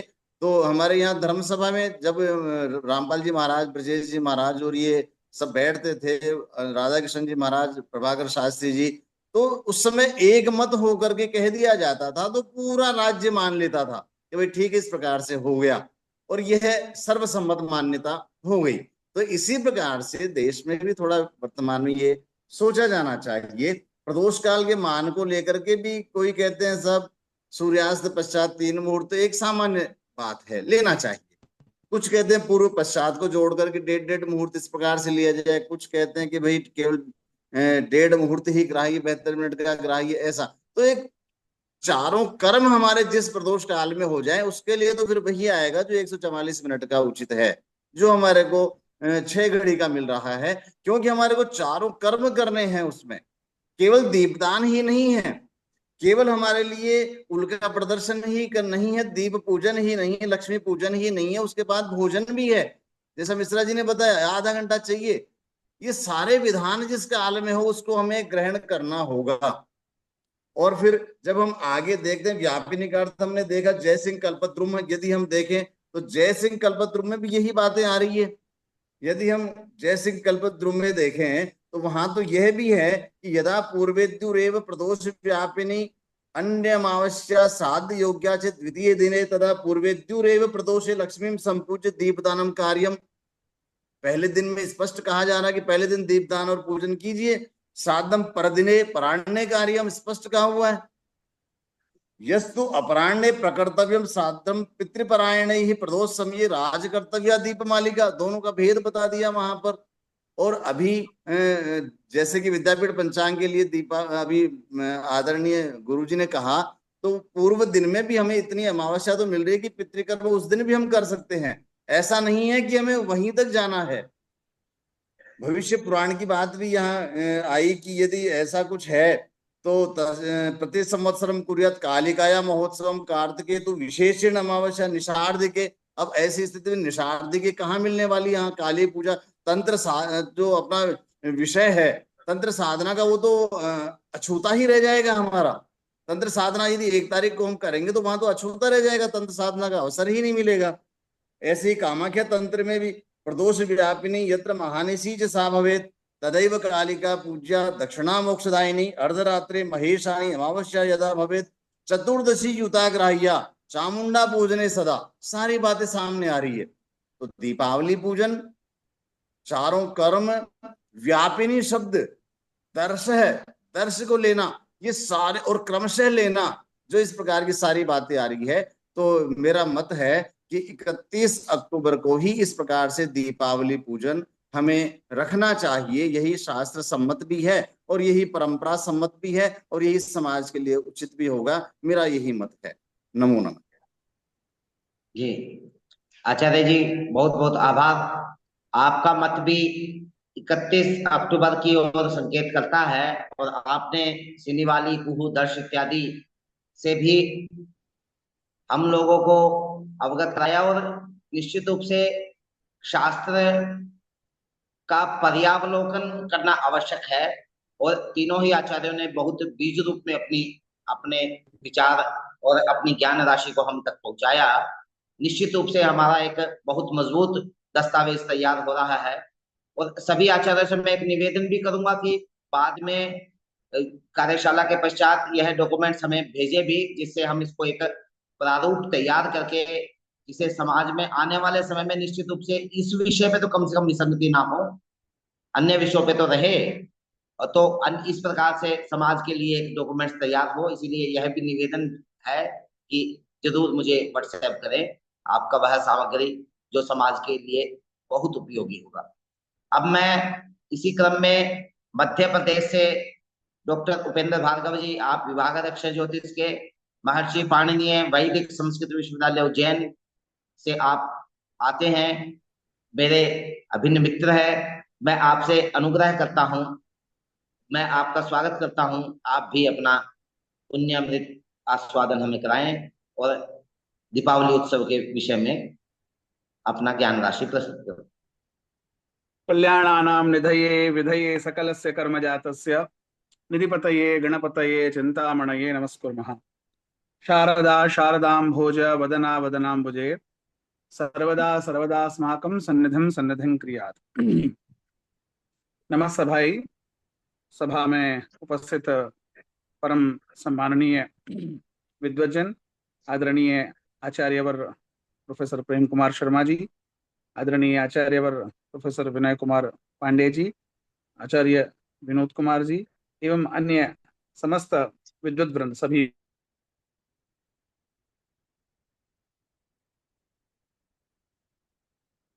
एवं संचालक मित्रवर डॉक्टर नरेश शर्मा जी। आवाज आ रही है मेरी? क्योंकि यहाँ थोड़ा लाइट चली गई है इसलिए। नहीं है, आ रही है, आ रही है। जी, आप सभी को मैं कोटिशा वंदन करता हूँ। एक ऐसा विषय समाज में प्रवृत्त हुआ है ये कि दीपावली पर्व का आयोजन कब किया जाना उचित होगा, और उसको लेकर के अनेक प्रकार की चर्चाएं जो हैं वो समाज में प्रवृत्त हो रही हैं। और हमारे ज्योतिष जगत ने भी, मैं देख रहा हूँ, पहली बार इतने अच्छे अवसर का लाभ लिया है और समाज को मार्गदर्शन करने का काम किया। ये बहुत ही वंदनीय है। और अनेक अनेक स्थानों से ज्योतिषियों ने यथा यथा समय अपने अनुरूप विचार प्रस्तुत किए हैं। अलग अलग, हमारे यहाँ मध्य प्रदेश में इंदौर के ज्योतिषियों का विचार सबसे पहले आया। उन्होंने 1 तारीख को दीपावली मनाने का निर्णय यथाशीघ्र दे दिया। उसके उपरांत भोपाल के ज्योतिषियों ने 31 का, जो उज्जैन का आया, उज्जैन के ज्योतिषियों ने 31 तारीख का जो है वो निर्णय दिया। इसमें हमारे उज्जैन से बहुत ही प्राचीन परंपरा से पारंपरिक पंचांग बना रहे हैं ग्रह लाघवीय पद्धति से परम पूज्यवर आदरणीय आचार्य आनंद शंकर व्यास जी। तो उन्होंने अपने पंचांग में भी और पंचांग के उपरांत जो समाचार पत्रों में भी जिन लोगों ने चर्चा की उनसे, तो उन्होंने 31 तारीख को ही जो दीपावली का निर्णय करने का उन्होंने अपना पक्ष वहां दिया। तो इस पक्ष के विषय में फिर उज्जैन की ही एक विद्वत परिषद भी है, उज्जैनी विद्वत परिषद के नाम से। विद्वत परिषद ने उसके 2-3 दिन बाद अपना निर्णय दिया, तो उन्होंने 1 तारीख का निर्णय दिया। और उन्होंने उसमें इस प्रकार से लिखा कि भाई जो पंचांग 70 से अधिक पंचांगों ने अपने पूरे उसमें 1 तारीख को ही ज्योतिष दीपावली मनाने का निर्णय दिया है। और उनमें से उन्होंने 8-10 पंचांगों का नाम लिखते हुए और अंत में लिख दिया कि इस हिसाब से हमें जो 1 तारीख का है उसी का निर्णय लेना चाहिए और 1 तारीख को ही मनाना चाहिए, ऐसा उन्होंने निर्णय दिया। फिर इसके उपरांत अभी चर्चा में हमारे विश्वविद्यालय ने भी इस पर चर्चा की। तो चर्चा में आदरणीय आचार्यवर विनय कुमार पांडे जी का भी उसमें व्याख्यान हुआ था। उन्होंने अपने मुख्य जो बिंदु थे उसमें जिस प्रकार से धर्मशास्त्रीय निर्णय किया जाता है वो धर्मशास्त्रीय पक्ष का बहुत अच्छी तरह से उद्घाटन किया। इसमें देखने में यह आया है कि ज्योतिष की जो गणनाएं हैं, गणनाओं को पंचांगकार करते हैं और पंचांगकार अपनी गणनाओं को, अपने गणना को जिस हिसाब से लिखना चाहिए वैसा लिख करके उसे वहां पर प्रस्तुत करते हैं। लेकिन दूसरा पक्ष जो है वो धर्मशास्त्र के निर्णय का होता है। ज्योतिष का पूर्व पक्ष काल गणना है और उत्तर पक्ष उसका धर्मशास्त्रीय विधान है। तो धर्मशास्त्रीय विधान की जो बातें हैं उनको बड़ी गंभीरता से समझना और उनकी व्याख्याएं करनी चाहिए। अब इसमें अगर हम उज्जैनी का मत देखें तो उज्जैनी में ही 2 मत हो गए हैं। एक ने 1 तारीख का कहा है, एक ने 31 को कहा है। लेकिन उस दिन जब हमारी चर्चा हुई और उसके बीच में अन्य जो ग्रंथों का आलोडन विलोडन हुआ, ग्रंथों की व्याख्याओं पर चर्चाएं हुई, अन्य विद्वानों के भी मत आए, उनके मतों के अनुसार भी जब हमने उसको पूरी तरह से सूक्ष्म रूप से उसका चिंतन किया तो उसका सारांश तो यही निकलता है वस्तुतः कि 31 को ही दीपावली का पर्व निर्णय किया जाना उचित होगा। क्योंकि 31 के जो योग हैं उनके योगों में जो सबसे महत्वपूर्ण बात ये आ रही है कि प्रदोष व्यापिनी जो अमावस्या है वो 31 को ही प्राप्त हो रही है। कुछ विद्वानों का कहना है कि प्रदोष की अमावस्या तो 1 तारीख को भी आ रही है। जिन्होंने 1 तारीख के निर्णय दिए हैं या जो पंचांगकार हैं जिन्होंने निर्णय दिए हैं उनका कहना है कि वो 1 को भी है, लगभग 1-1.5 मुहूर्त वो रह रही है। तो वहां पर वो उसे स्पर्शकालिक मानना ठीक होगा या अल्पकालिक मानना ठीक होगा। व्यापिनी कह देना तो उचित नहीं है किसी भी रूप में, क्योंकि प्रदोष समये लक्ष्मी पूजयित्वा यह क्रमात् दीप वृक्षास दातव्या शक्त्यादेव गृहेषु च दीपान दत्वा प्रदेशेतु लक्ष्मी पूज्य यथा विधि। फिर इसके बाद कहते हैं अयम प्रदोष व्यापी ग्राह्या, फिर दिनद्वये सत्वे परहा। ये सब कहते हुए भी उन्होंने फिर आगे दंडैक रजनी योग की भी चर्चा की। इस पर विस्तार से चर्चा उस दिन हमारे व्याख्यान में आदरणीय आचार्य विनय कुमार पांडे जी ने की थी। और दंडैक रजनी योग में रजनी का शब्द की भी जो व्याख्या है उस व्याख्या को भी उन्होंने वहां पर प्रस्तुत किया था और संभवतः अभी आगे भी अपने व्याख्यान में कहेंगे भी। तो जो धर्मशास्त्रीय पक्ष है उस धर्मशास्त्रीय पक्ष को समझना, उसकी सूक्ष्म रूप से व्याख्या करना और उस व्याख्या को समझना, फिर उसके अनुसार पंचांग में उसका निर्देश करना, ये बहुत ही अत्यावश्यक विषय है। और विभिन्न पक्षों पर विस्तार से भी इस पर चर्चाएं हो चुकी हैं और इसमें एक बड़ा विद्वत वर्ग, अधिकांश जो विद्वत वर्ग है उसका यही मानना है कि 31 तारीख को जो दीपावली का, दीपदान का या जो अन्य अन्य लक्ष्मी पूजन का जो भी चिंतन किया जाएगा, निर्णय किया जाएगा, वही सर्वमान्य और उचित है। इसके साथ साथ वही शास्त्र सम्मत भी है। तो उज्जैनी का जो वर्तमान पक्ष है वो 31 के पक्ष में ही घटित होता हुआ दिखाई दे रहा है। इतना कहकर ही मैं अपनी वाणी को विराम देना चाहूंगा। अवसर प्रदान करने के लिए आयोजकों का बहुत बहुत धन्यवाद। नमस्कार। बहुत बहुत धन्यवाद भार्गव जी। देखिए, आपका भी मत 31 अक्टूबर को ही शास्त्रोक्त मानता है और आपने उसको उपस्थापित भी किया। अब इसी श्रृंखला में मैं आगे, प्रोफेसर अमित कुमार शुक्ल जी, आप संपूर्णानंद संस्कृत विश्वविद्यालय में आप ज्योतिष विभागाध्यक्ष के पद पर आसीन हैं। गुरु जी, आपका भी मार्गदर्शन हमारे लिए उपकारक है, मार्गदर्शन करें। मूकं करोति वाचालं पंगुं लंघयते गिरिं यत्कृपातमहं वंदे परमानंद माधवम्। आज के दीपावली निर्णय की इस कार्यशाला के अध्यक्ष प्रोफेसर रमेश कुमार भारद्वाज जी और इस सभा में संपूर्ण भारतवर्ष से उपस्थित ज्योतिर्विद और अन्य जो धर्मशास्त्र इत्यादि विषयों के अध्येतागण हैं, मैं सभी को नमन करते हुए अपनी बात कहता हूं। वस्तुतः जैसा कि अभी हमसे पूर्व जो वक्ताओं ने कहा, तो इसमें तो कोई संदेह ही नहीं है, होना भी नहीं चाहिए कि दीपावली 31 अक्टूबर को ही है। प्रमाणों की बात करें तो मुझे लगता है कि हमारे जो प्रथम वक्ता हैं अमित मिश्र जी, उन्होंने जितना स्पष्ट रूप से कहा उसके बाद और किसी प्रमाण की आवश्यकता रह नहीं जाती है। और हमारे जो वरिष्ठ आचार्य प्रेम कुमार शर्मा जी हैं, उन्होंने जो दीपावली के कर्म बताए, उन सबके लिए 31 अक्टूबर को दीपावली मानने पर ही उन सारे कार्यों की पूर्ति संभव है। मुख्य रूप से मैं आपको ये बताना चाहूंगा कि यह जो विवाद की स्थिति बार बार बनती है, हमें इस पर भी विचार करना चाहिए कि इसके मुख्य कारण क्या है। इसका जो सबसे बड़ा जो मुख्य कारण है वह है पंचांगों के निर्माण की पद्धति। निर्णय पक्ष से जो पंचांग बनते हैं और आधुनिक जो दृश्य गणित के पंचांग। तो मैं ये कहना चाहता हूं कि हमारे संपूर्णानंद संस्कृत विश्वविद्यालय में लगभग विगत 148 वर्षों से आचार्य बापूदेव शास्त्री जी के द्वारा प्रवर्तित पंचांग है, जो दृक् सिद्ध पंचांग है। लेकिन हम अपने पंचांग में, संपूर्णानंद संस्कृत विश्वविद्यालय अपने पंचांग में जो ग्रह स्पष्ट इत्यादि हैं वो दृक् सिद्ध के नियमों के अनुसार तो उनको व्याख्यायित करता है, लेकिन जो हमारे व्रत पर्व इत्यादि हैं उनको धर्मशास्त्रीय प्रक्रिया के अनुसार।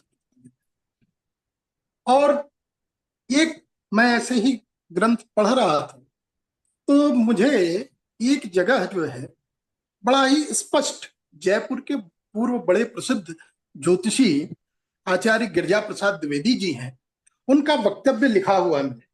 उन्होंने कहा कि ये आधुनिक पंचांग और पद्धति से बनने वाले और जो हमारे निर्णय पद्धति से बनने वाले पंचांग, मैं उनकी बात को थोड़ा सा यही एज इट इज जो उन्होंने लिखा है उसको मैं कोट करूंगा। वो कह रहे हैं कि दृष्ट और अदृष्ट के भेद से गणित दो प्रकार का है।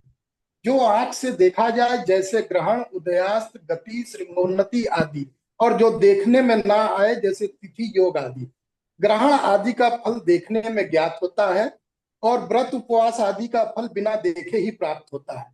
फल का आदेश केवल ऋषियों के अनुभव सिद्ध वाक्यों से होता है। ग्रहों की स्थिति के अनुसार जो फल लिखा हुआ उपलब्ध होगा वही मनुष्य जान सकेगा। इस फल की कल्पना ज्योतिषियों ऋषियों के अतिरिक्त न कोई कर सकता है न जान सकता है।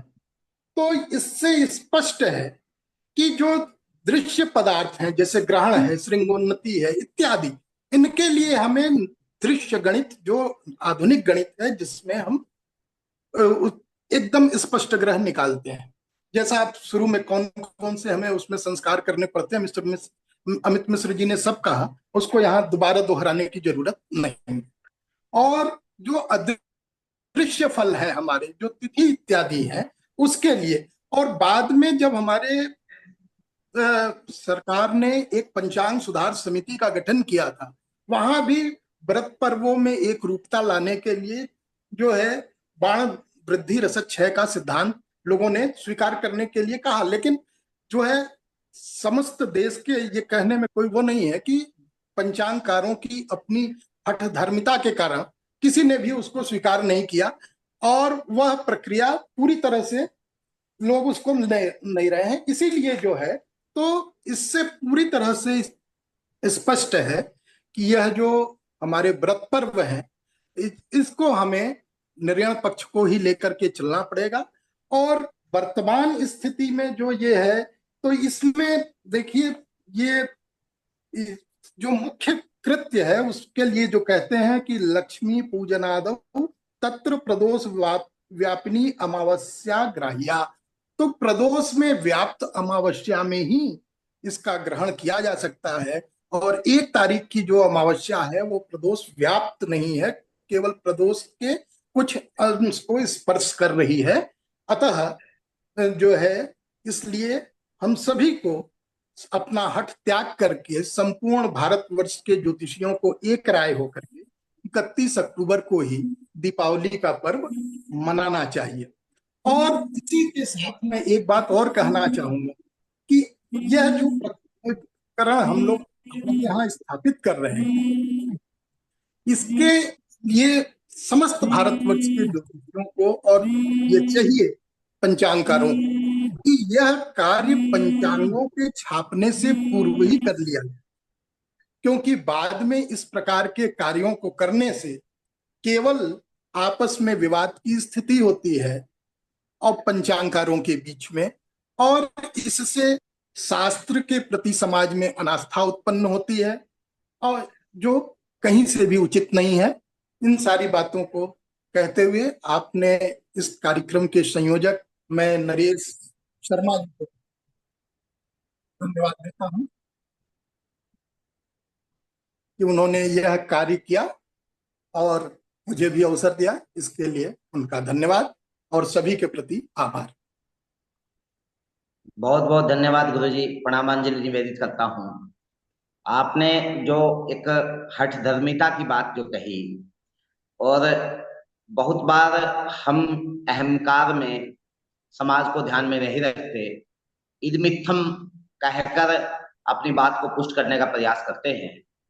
निश्चित रूप से उस हठधर्मिता का हमें त्याग करना चाहिए, और निश्चित रूप से हमें समाज के सामने वह प्रस्तुत करना चाहिए जो शास्त्रीय है। ऐसा आपका उपदेश हमको सबको मिला। बहुत बहुत आपके प्रति आभार, कृतज्ञता। अब इसी क्रम में मैं द्वितीय भार्गव जी हैं, कृष्ण कुमार भार्गव जी, आप तिरुपति से जुड़े हैं, आप भी अपना वक्तव्य रखें।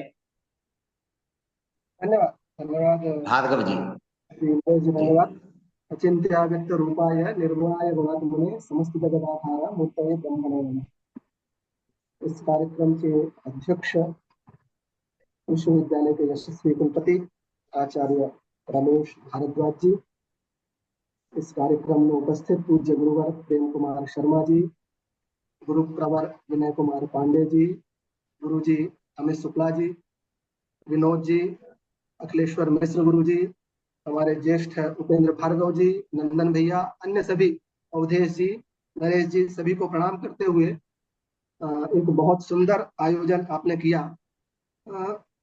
देखिए, हम सभी विषय के विषय में काफी सभी ने विचार किया है। हम सभी जानते हैं कि भारत देश जो है वो एक विशिष्ट देश है, उत्सव प्रधान इसे कहा जाता है। पूरे विश्व में यदि इसकी ख्याति है तो उत्सवों के कारण, और उत्सवों के निर्धारण के लिए यदि कोई शास्त्र है जो भारत की वैशिष्ट्यता को प्रदर्शित करता है उत्सव, और उस उत्सव को बताने वाला शास्त्र है ज्योतिष। और आज कहीं ना कहीं थोड़ा सा एक विचारणीय पक्ष है, जो कि सबसे बड़ा हमारी सनातन परंपरा का पर्व है दीपोत्सव, उसके विषय में हमारे देश में इस प्रकार की चर्चा होना कहीं ना कहीं एक बहुत विचारणीय पक्ष है। जब हम विभिन्न निर्णयों की बात करते हैं तो आरंभ से ही अमित मिश्रा जी ने काफी जो शास्त्र सम्मत विषय है कि दीपावली को हम प्रदोष व्यापिनी में करना चाहिए, और आचार्य गुरुवर ने जो विभिन्न कर्म होते हैं उनके बारे में बताया। साथ ही साथ दूसरे दिन भी जब हम देखते हैं कि चाहे वो दृक् सिद्ध पंचांगों के द्वारा देखें या अन्य किसी के भी द्वारा देखें, तो अमावस्या प्रदोष व्यापनी तक नहीं है, स्पर्श तक कर रही है, ये सभी जगह पर देख पा रहे हैं, तो यह निर्णय हमें देखने को मिलता है। तो प्रदोष व्यापनी 1 नवंबर को तो कहीं भी नहीं है, और प्रदोष व्यापनी 31 को ही है, और चाहे वह दंडेक रजनीक कर वाला योग की बात करें तो वो भी उसके बाद आता है। तो इस प्रकार से यदि हम शास्त्रगत चिंतन करते हुए इस बात को रखें तो 31 अक्टूबर को जो मनाने की सभी आचार्य लोग कह रहे हैं, उसी बात का मैं भी समर्थन कहूंगा, और एक रूपता से पूरे देश में यह पर्व मनाया जाए, जिससे कि हमारा भारत देश की जो विशिष्टता है उस पर कहीं ना कहीं किसी प्रकार का कोई आघात ना हो, और भारत का जो यशगान है उसमें ज्योतिष शास्त्र का जो मूल है वह सर्वथा श्रेष्ठ रहे। इन्हीं शब्दों के साथ मुझे यह अवसर प्रदान किया, इसके लिए आप सभी को बहुत बहुत धन्यवाद। गुरुजनों को प्रणाम करते हुए अपनी वाणी को विराम देता हूँ। धन्यवाद। बहुत बहुत धन्यवाद भार्गव जी। उत्सव पुरुषाय नमः। वस्तुतः ये सब आपका भी 31 अक्टूबर में सहमति है। अभी मैं अग्रिम वक्ताओं से निवेदन करता हूं, यदि तर्क समान है तो केवल अपनी दिनांक में सहमति दें, यदि कोई विशेष तर्क है तो उसे प्रस्तुत करें, जिससे कार्यक्रम का जो सीमा है समय की उसका भी अनुपालन होता रहे। वस्तुतः हमने लास्ट टाइम नहीं रखा क्योंकि हम चाहते हैं अधिक से अधिक हमें ज्ञान राशि मिले, और हमारा उस पर अधिकार है। सभी गुरुजन हमें निरंतर ज्ञान राशि देते भी रहे हैं। इसीलिए मैं इसी श्रृंखला में नित्यानंद ओझा जी हैं, आप गुजरात से आप जुड़े हैं, सोमनाथ संस्कृत महाविद्यालय से आप जुड़े हैं, संस्कृत विश्वविद्यालय से आप जुड़े हैं, क्षमा करें, तो आप अपना वक्तव्य रखें। नित्यानंद ओझा जी। निर्गुणाय गुणात्मने समस्त जगताधार मूर्तये ब्रह्मणे नमः।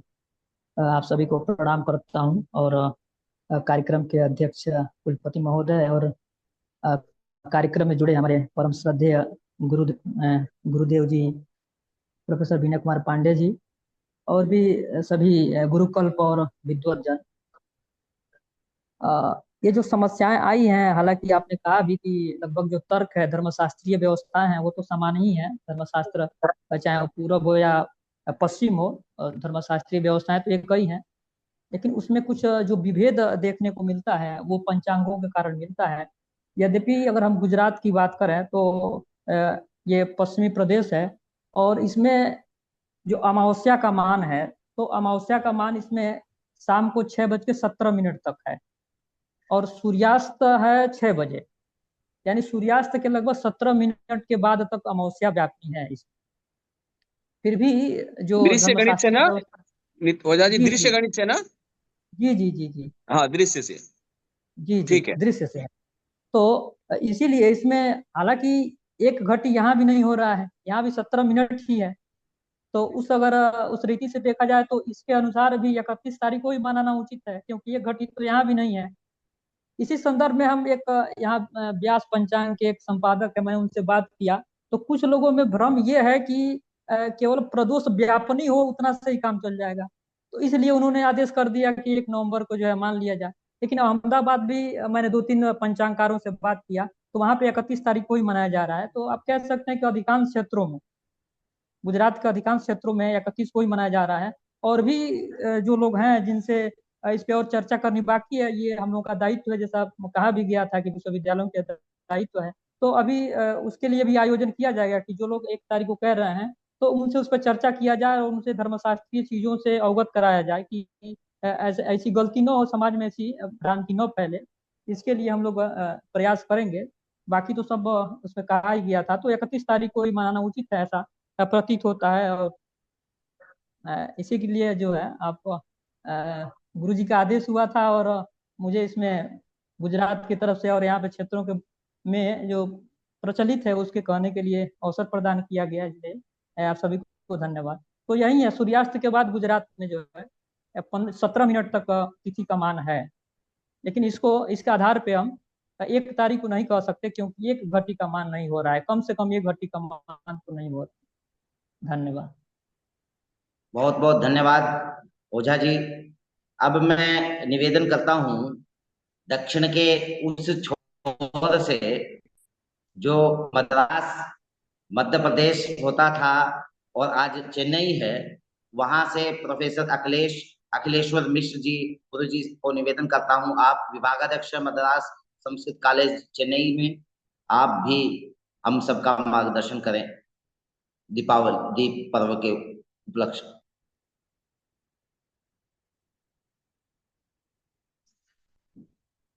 आचार्य जी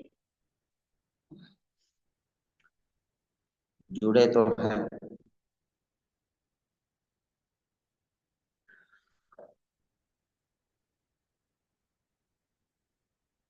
मैं अगले वक्ता के रूप में, शायद मुझे लगता है अनवधान है, अगले वक्ता के रूप में डॉक्टर नंदन कुमार तिवारी जी, आप उत्तराखंड में आप ज्योतिष विभाग में अध्यक्ष पद पर हैं, उत्तराखंड मुक्त विश्वविद्यालय से आप हैं, हल्द्वानी से आप उत्तराखंड का प्रतिनिधित्व आज कर रहे हैं, तो आप भी अपना पक्ष रखें दीपावली के उपलक्ष्य में कि किस दिन दीपावली मनाना चाहिए। नंदन जी।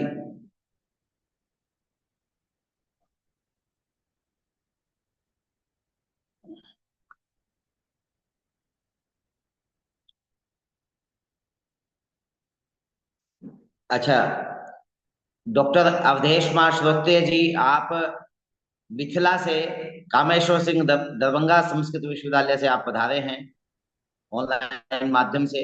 आपसे निवेदन करता हूं कि आप प्रस्तुत करें अपना तर्क और सहमति दें। समारंभां नाथया मुनिमध्यमाम् अस्मदाचार्य पर्यन्तां वन्दे गुरु परंपरां।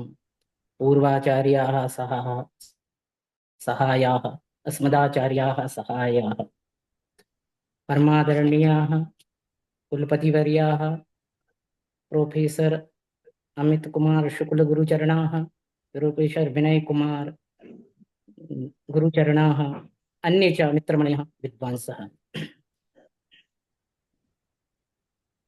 आनंदानंद करोयम अवसरः दीपावली पर्व का निर्णय पर हमको दोनों श्री भोजराज दृक्सिद्ध पंचांग भोपाल में भी जो है कार्य करने का अवसर मिला।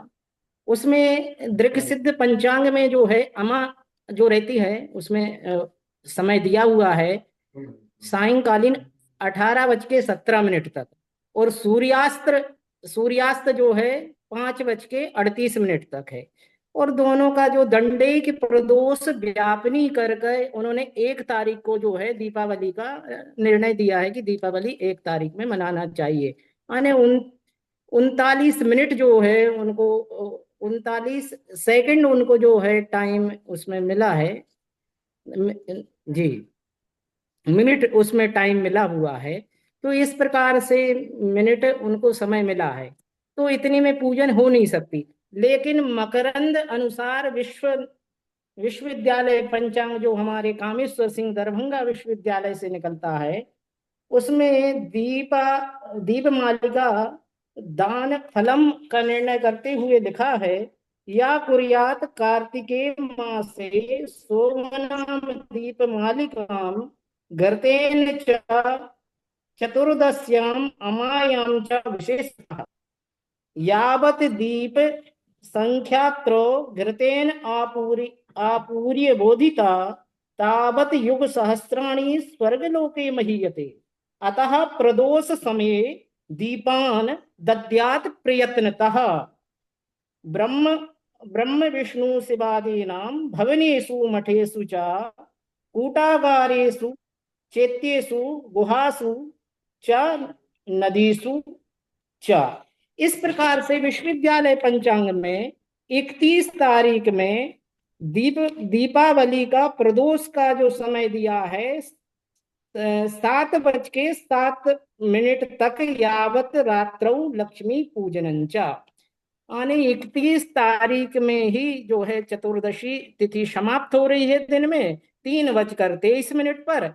इसके बाद अमा लग जाती है और प्रदोष व्यापिनी जो है दीपावली का अमा ग्रहण होती है, दीपावली का निर्णय किया जाता है। तो आचार्यों के द्वारा ये धर्म शास्त्र व्रत पर्व निर्णय इत्यादि के द्वारा गुरुकल्पाः प्रोफेसर रामचंद्र झा महोदयेन तत्र निर्णीतः।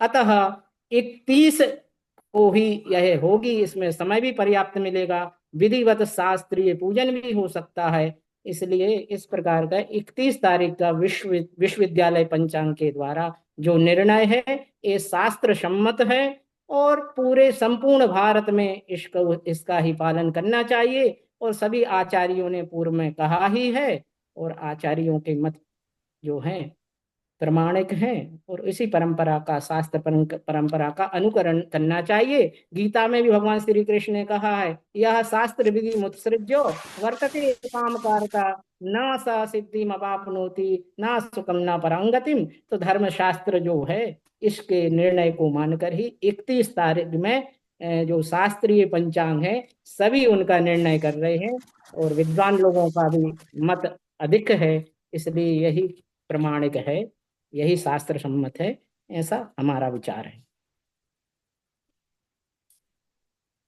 जयतु संस्कृतम जयतु भारतम इत्युक्त्वा ब्रह्मामि।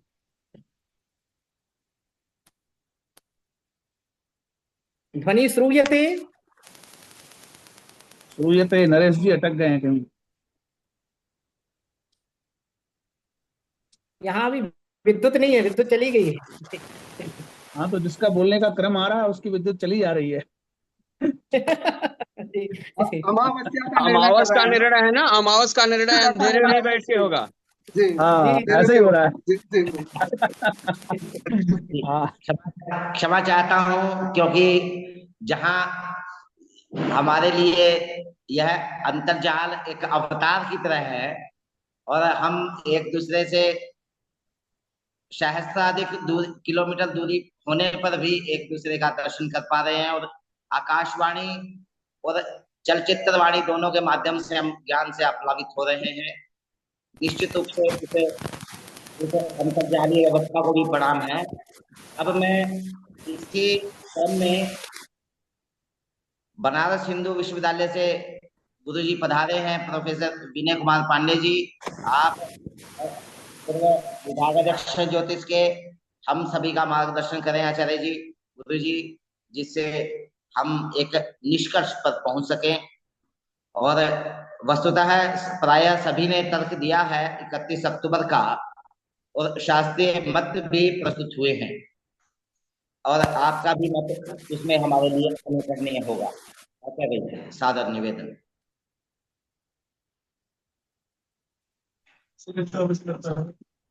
आवाज सुनाई दे रही है शर्मा जी? जी गुरु जी।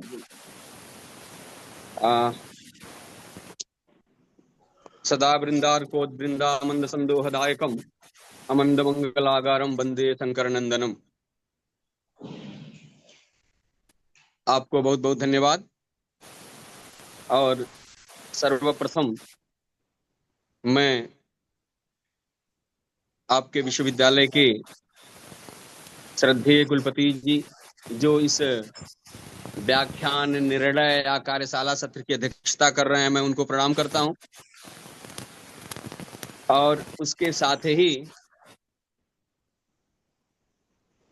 आप समस्त विश्वविद्यालय परिवार के विद्वद्गण, विशेषकर ज्योतिष विभाग के आप सभी सदस्यों का हार्दिक अभिनंदन करता हूं कि आपने यह उपक्रम सुनियोजित किया है। शायद अभी मैं चर्चा करूंगा, विवाद के केंद्र भूमि में भी आपका ही, आपके आसपास का ही एरिया आता है। इस भूकंप का केंद्र एक आपके यहाँ है और एक मुंबई में है। मैं इन दोनों बिंदुओं पे चर्चा करूंगा कि इतने तीव्रतम स्केल पे ये भूकंप जो आया उसकी जड़ें कहाँ कहाँ पे हैं और क्यों ये पूरे देश को प्रभावित कर रही हैं। क्योंकि दृश्य पंचांग, पारंपरिक पंचांग, ये पक्ष तो विचारणीय है ही, उसके साथ हमें यह भी देखना चाहिए कि आखिर ये समस्याएं उत्पन्न कहाँ से हुई। लेकिन हमें यह पूर्ण विश्वास है कि जब तक पांडव और कौरवों की लड़ाइयां इधर उधर जंगलों में होती थी तब तक तो निर्णय नहीं हुआ, लेकिन जिस दिन कुरुक्षेत्र में युद्ध हुआ उस दिन कुछ न कुछ निष्कर्ष आ ही गया। तो आप कुरुक्षेत्र में अभी कौन पांडव हैं कौन कौरव हैं यह कहना तो बड़ा कठिन होगा, लेकिन सब लोग एक दूसरे के संबंधी ही हैं। उस समय भी संबंधी ही लड़ रहे थे, लेकिन भगवान कृष्ण को कुछ निर्णायक भूमिका में कुछ संदेश देना था तो उन्होंने यह उपक्रम कराया और आप भी कुरुक्षेत्र के पास बैठ करके और यह निर्णायक शास्त्र चर्चा जो चल रही है वह हमें लगता है कि पूरे देश में अच्छा सकारात्मक संदेश देगी और निर्णय लगभग हो ही जाएगा। हम लोग जो भी बातें कर रहे हैं, जो भी चर्चाएं चल रही हैं, यह धर्मशास्त्र को केंद्र में रख करके ज्योतिषीय गणित हमारे जो हैं, चाहे वो पारंपरिक मत के हों, सूर्य सिद्धांत आदि, केवल सूर्य सिद्धांत की चर्चा हम लोग क्यों करें, सूर्य सिद्धांत आदि जितने भी प्राचीन पारंपरिक हमारे गणित हैं वो हों या दृश्य गणित हैं, सबके मान से दीपावली 31 तारीख को ही मनाया जाना शास्त्रोचित है, जैसा कि हम लोग चर्चा कर रहे हैं। लेकिन यह दोष उत्पन्न हुआ, जैसे हमने कहा ना कि इसका केंद्र बिंदु 2 जगह है, तो ये स्वाभाविक रूप से इसका केंद्र बिंदु जो है वो आपके यहाँ होशियारपुर के आसपास पंचकुला या हरियाणा से जो छपता है, आपके यहाँ जो व्रत पर्व निर्णय करके एक ग्रंथ है जिसमें व्रत पर्व विवेक, जिसपे श्रद्धेय बड़े ही वरिष्ठतम आचार्य रहे हैं, उनको मैं प्रणाम करता हूं। उन्होंने अपने क्षेत्र के एक प्रतिष्ठित पंचांग या शताब्दी या 50 वर्ष के अगले निर्णयों को संपादित करके और एक व्रत पर्व विवेक नाम का एक ग्रंथ तैयार किया है। उस पे आगे के 50 वर्षों तक के निर्णय हैं। और दूसरा, मुंबई में हमने केंद्र इसलिए किया कि वहां से उसको केंद्र में मान करके एक पंचांग प्रकाशित है, शताब्दी पंचांग, जिसमें आगे के 50 वर्षों तक के व्रत पर्व इत्यादि पंक्तियों में लिख दिए गए हैं। हम जब भी आप शर्मा जी, मैं आपसे यह निवेदन करूंगा और आपके संज्ञानार्थ आप जानते भी हैं, जब भी आप विश्वविद्यालयीय गोष्ठी करेंगे, जब भी अध्ययन अध्यापन करने वाले जो लोग किसी टीकाओं का अनुसरण नहीं करके, पत्र पत्रिकाओं का अनुसरण नहीं करके, व्रत पर्व इत्यादि का गणितीय आधार में रख करके, गणितीय मानों के आधार पर ग्रंथों के माध्यम से निर्णय करेंगे, वो सभी लोग दीपावली का निर्णय 31 के लिए ही करेंगे। लेकिन जो लोग हिंदी टीकाओं को देख करके, किसी न किसी पत्र पत्रिकाओं को देख करके या किसी दूसरे पंचांगों का अनुसरण करके निर्णय करेंगे, उनके यहाँ निर्णय गलत, क्योंकि लगभग देश में जो पंचांग परंपरा चल गई है, जो पंचांग निर्माण की परंपरा चल गई है, वो हम कम से कम नाम नहीं लेंगे, कम से कम 40 लोगों की सूची मैं रखा हूं जिन्होंने ज्योतिष से न तो आचार्य किया न शास्त्री किया। उनके दादाजी बहुत बड़े ज्योतिषी थे, वो पंचांग प्रकाशित करते थे। हमने बीएससी किया, एमएससी किया, पॉलिटिकल साइंस से किया, लॉ से किया, और हम पंचांग बनाते हैं। ये बड़ा कटु सत्य है, आत्मविवेचना का विषय है ये। अब परेशानियां कहां से शुरू हुई? हमने सिस एफ मैरिज से डेटा तो ले लिया, दृश्य पंचांग की बात हम कर रहे हैं। डेटा को हमने किसी सिस्टम के माध्यम से एक ऐप बना करके या कोई एक प्रोग्राम डेवलप करके हमने स्थानीय तिथिमान इत्यादि तो बना लिया, लेकिन अब धर्मशास्त्रीय निर्णय कहां से लेके आए? तो हमारे पास 2 ग्रंथ ऐसे मिल जाते हैं, एक शताब्दी पंचांग और एक व्रत पर्व विवेक। उसको रखते हैं, उसकी पंक्ति के सामने जो व्रत पर्व तिथि लिखा होता है उसको उतार देते हैं और उसके बाद से निश्चिंत होकर के वो पंचांग मार्केट में बेच देते हैं। सारी समस्याओं की जड़ ये है। क्यों? अगर ऐसा नहीं होता तो 2 ही मत उदाहरण के दिए जा रहे हैं, आप लोग थोड़ा सा गौर से सुनिए, यही एक मुख्य विषय है इसका। अगर ऐसा नहीं होता तो 2 आधार वचन हैं, एक दिए जा रहे हैं दंडईक रजनी योगे, और दूसरा जो धर्म सिंधु का है, जो ज्यादा ट्रेड कर रहा है अभी, दंडई रजनी योगे, तो जैसे अमित जी ने बताया ना कि प्रदोषोस्तमया ऊर्ध्वम घटिका त्रय मुच्यते तत्परा रजनी प्रोक्ता इत्यादि। और फिर उसके लिए कहा कि प्रातः और सायं की 2-2 4-4 घटियां छोड़ करके और बाकी जो निशा होती है, ये सब प्रमाण उपलब्ध है। लेकिन सब लोग मिस्टेक यहां कर रहे हैं जब हम लोग धर्म सिंधुकार की बात कर रहे हैं, क्योंकि धर्म सिंधु ने सभी विषयों को सजो करके एक बड़े आसान से स्वर में लिखा हुआ है कि सूर्योदयम व्याप्य अस्तोत्तरम घटिका मिति दर्शे न संदेह। ठीक है, मान लिया हमने, आप इसको मान रहे हैं और आप इसको आधार में लेकर के पंचांग बना रहे हैं।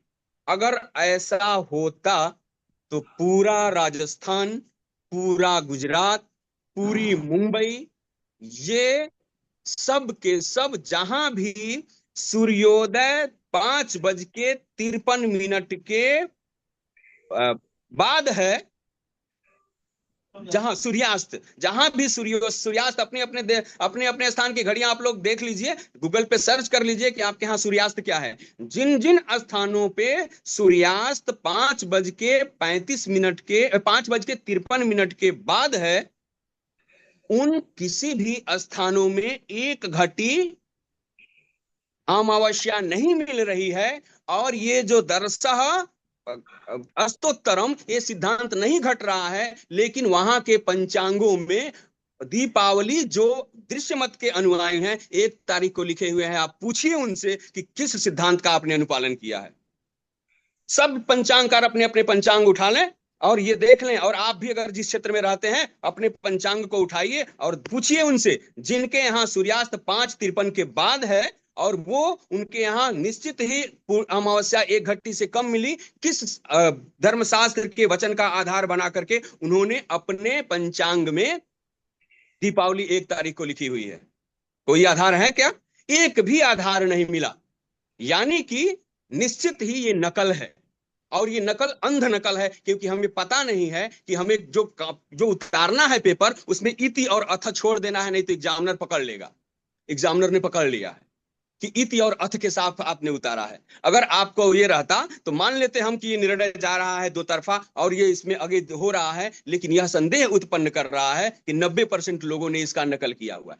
पूर्व के जो पंचांगकार हैं, पूर्व देशों के पूर्ववर्ती क्षेत्रों के, वहां तो कोई विवाद ही नहीं है। जहां 2-2 घटी 2.5 घटी तक अमावस्या का मान जा रहा है, उन लोगों ने तो सबने 31 को मान लिया है।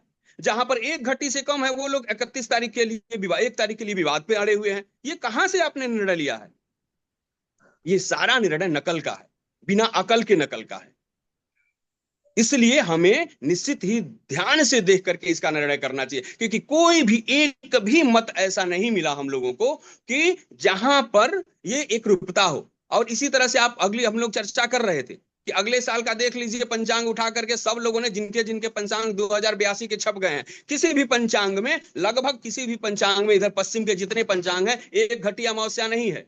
और इन लोगों ने अक्टूबर में 1 अक्टूबर को छाप दिया है, 21 अक्टूबर को दीपावली छाप दिया है। किस आधार पे छाप दिया है? यानी कि वो एक दंड या एक जो आज जिसकी दुहाई दे रहे हैं उस मत को भी नहीं मानते, ये सिर्फ इस मत को मानते हैं कि बस अमावस्या स्पर्शनी हो जाए। होगा ये जो अभी पूज्य पहले ही गुरुदेव प्रोफेसर प्रेम कुमार शर्मा गुरु जी ने कहा, बाकी सभी विद्वानों ने कहा, अमित ने जिस तरह से अच्छे से प्रतिपादन किया, बाकी सभी लोगों ने, भार्गव जी ने कहा, ये कहीं से भी जो क्रम को देखेगा कि जो 4 क्रम है, अभ्यंग स्नान, श्राद्ध के बाद जो प्रदोष काल में दीपदान, लक्ष्मी पूजन के बाद रात्रि काल में। ये बताइए बंगाल में क्यों नहीं निर्णय लिया गया? बंगाल में इसलिए नहीं निर्णय लिया गया कि बंगाल में जो अर्धरात्रि काल में महाकाली पूजन भी है। आप 2 दिन दीपावली मनवाएंगे क्या? लिखा है क्या कि दीपावली बंगाल के लिए अलग निर्णय लिखा है क्या? कोई धर्म सिंधु या निर्णय सिंधु है? क्यों? क्योंकि वहां की निशिथ व्यापनी चाहिए। निशिथ व्यापनी नहीं होगी तो महाकाली पूजन नहीं होगा। तो दीपावली आप वहां के लिए लिखेंगे क्या? उत्तर भारत के लिए ये दीपावली और बंगाल के लिए ये दीपावली? ऐसा नहीं होगा। इसीलिए भविष्य पुराणकार ने जो उन्होंने निर्णय दिया कि प्रदोष और निशीथ व्यापनी, निशीथ गौण है, अगर केवल निशीथ और अग्रिम दिन प्रदोष में मिल रही है तो अगले दिन हम जाएंगे। लेकिन अगर निशीथ और प्रदोषक व्यापनी, देखिए एक ये पुस्तक है, इन्होंने बड़े अच्छे से निर्णय लिया है।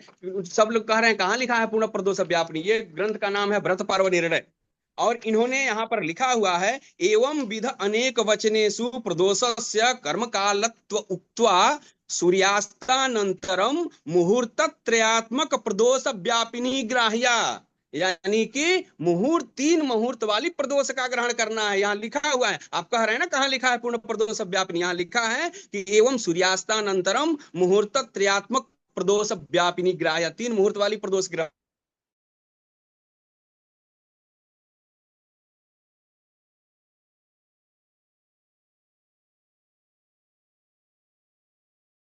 को सावधानी से देखना चाहिए कि धर्मशास्त्री मत कहाँ जा रहे हैं, और धर्मशास्त्र का जो मत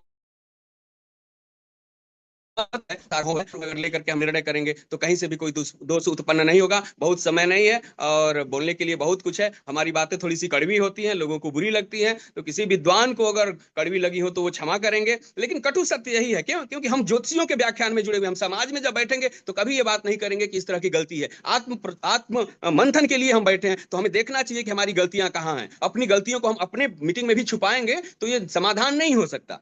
जब डॉक्टर के पास अपनी आप रोग को छुपाएंगे तो निदान नहीं होगा। समाज के सामने तो हम कहेंगे कि हम सभी पंचांगार दृश्य या अदृश्य मत सब ठीक है और निर्णय भी ठीक है, सभी पंचांगारों में एक है, कहीं भ्रम से ये सब चीजें हो गई हो। लेकिन जब केवल ज्योतिषियों की सभा चल रही है, धर्मशास्त्रियों की सभा चल रही है, तो वास्तविकता क्या है जानना चाहिए। जानेंगे तभी हमारी आंखें खुलेंगी कि हम जा कहाँ रहे हैं, ट्रैक हमने गलत पकड़ लिया है। तो इस ट्रैक को सुधारना है। जैसा अमित जी ने कहा कि हम लोग को पहले करना चाहिए, तो कौन करे, कैसे करें? निर्णय कोई वो देता नहीं, बार बार पत्र देने के बाद कोई जवाब देता नहीं, छाप देते हैं उसका अनुसरण करके, वो किसी से पूछते हैं नहीं, क्योंकि उनके पास तो 2 ठो आधार है। हम जिन 2 ग्रंथों का नाम बताया, अब किसी से पूछने की क्या जरूरत है, 2 ठो ग्रंथ है ना, उसी से पंचांग तैयार हो जाएगा। कैसे करेंगे? तो कठिन है। इसलिए अब आगे से हम लोगों को सतर्क होना चाहिए और निश्चित ही समाधान निकलेगा। 31 के पक्ष में हमें लगता है कि पूरा देश है, 1 के पक्ष में हाँ कुछ इस तरह के तथाकथित ग्रुप, जैसे आजकल हमने एक ग्रुप में देखा, विचार विमर्श ग्रुप में 100 पंचांगों का नाम दे दिया, जैसे कि चुनाव हो रहा है कि विधान परिषद कौन जीतेगा, जितने ज्यादा एमएलए जितने ज्यादा पंचांगकार दे देंगे। अरे भैया ऐसे थोड़ी ना होता है, धर्मशास्त्र का निर्णय है तो ऐसा नहीं करना है। हमें प्रत्यवाय लगता है, ज्योतिषम गारुड़म चैव धर्मशास्त्रम चिकित्सितम बिना शास्त्रेण यो ब्रूयात तम बाहु ब्रह्मघातिनम।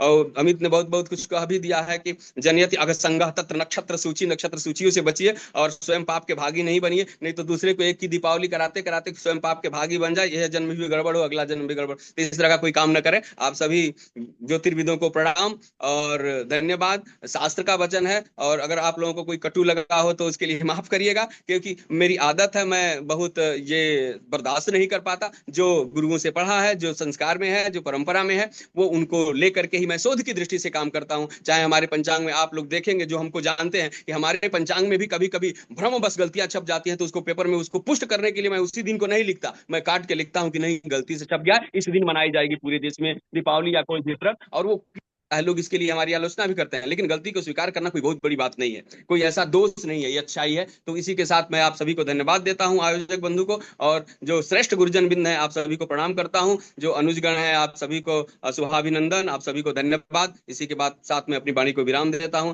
धन्यवाद नरेश जी। अब अग्रिम वक्ता को बुलाइए। बहुत बहुत धन्यवाद गुरु जी। आपने वेंकटेश्वर शताब्दी पंचांग का जिक्र किया, जो नारायणगढ़ का जो गणित करता है। दूसरा आपने वर्ष पर्व विवेक जो प्रियव्रत शर्मा जी के द्वारा प्रकाशित ग्रंथ है, यह चंडीगढ़ से प्रकाशित हुआ है, इनका अभिजीत प्रकाशन है, इससे उपलब्ध हो नरेश शर्मा जी, देखिए एक चीज है ना, इन दोनों पंचांगों के जो केंद्र है ना, वहां पर अमावस्या का मान 1 दंड से अधिक जाएगा तो वो कह सकते हैं दृश्य मत से, लेकिन बाकी लोग कैसे कहे हैं, इसलिए ना ये जरूरी है जानना। तो वो उनके मत से यद्यपि होगा नहीं उस मत से भी, लेकिन उसके बाद भी ये भेद देखने के लिए हमने उदाहरण दिया है। जी बिल्कुल गुरु जी, यानी आपका तो वक्तव्य जरूर हम सभी के लिए अनुकरणीय है। और एक प्रियव्रत शर्मा जी का एक ग्रंथ और मैं उल्लेख करता हूँ, शास्त्रीय पंचांग मीमांसा। यह शास्त्रीय पंचांग मीमांसा भी प्रियव्रत जी का, इसका पीडीएफ उपलब्ध है मेरे पास, यदि किसी को अपेक्षित लगे तो पुस्तकों के महासागर में या अन्य जगह से ले सकते हैं। तो अभी नंदन कुमार तिवारी जी शायद जुड़ गए हैं, यदि नंदन कुमार तिवारी जी यदि सन्नद्ध हैं तो अपना पक्ष रखें दीपावली के लिए। आप उत्तराखंड से हैं, उत्तराखंड मुक्त विश्वविद्यालय हल्द्वानी नैनीताल से हैं आप, ज्योतिष विभाग के अध्यक्ष हैं आप, नंदन जी, नंदन तिवारी जी।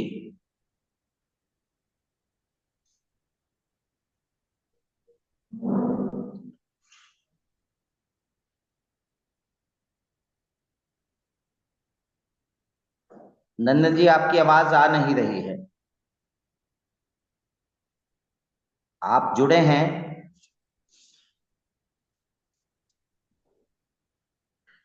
तब तक मैं, पवन पाठक जी जुड़े हैं। पवन पाठक जी, यदि आप अपना वक्तव्य रखना चाहते हो तो जरूर प्रस्तुत करें।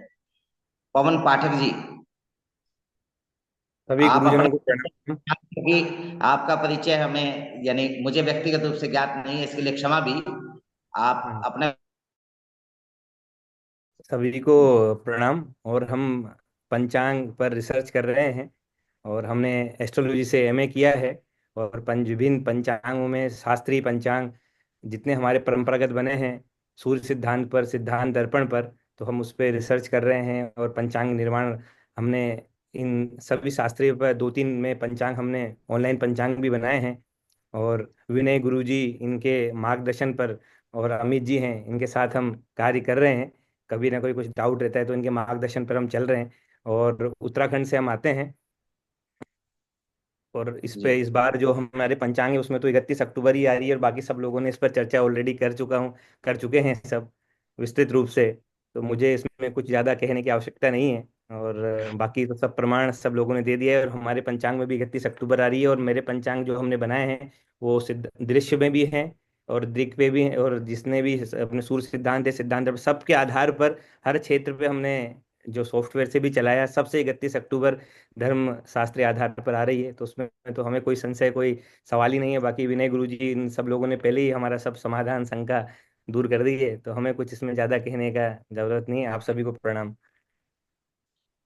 बहुत बहुत धन्यवाद पवन पाठक जी, क्योंकि अतिथि आप ही हैं। ठीक है। आप, आपको विशेष रूप से प्रणाम करता हूं। नहीं नहीं, और धन्यवाद। हमें बस वही है कि जो हमारे उत्तराखंड में बहुत सारे पंचांगकार हैं, वहाँ पर 1 ही नवंबर है, वो मत है, और हम समझा नहीं पा रहे हैं। और बस क्योंकि हमारी उपस्थिति इतनी बड़ी नहीं है कि हमारी आवाज़ जा सके। बट आप सब लोग बड़े लोग हैं, तो हो सकता है उत्तराखंड में भी 31 आ जाए। हमारे पंचांग में तो 31 ही आई है निकाल के, लेकिन जितने भी उत्तराखंड के पंचांग है सब में 1 नवंबर ही निर्धारित डेट है।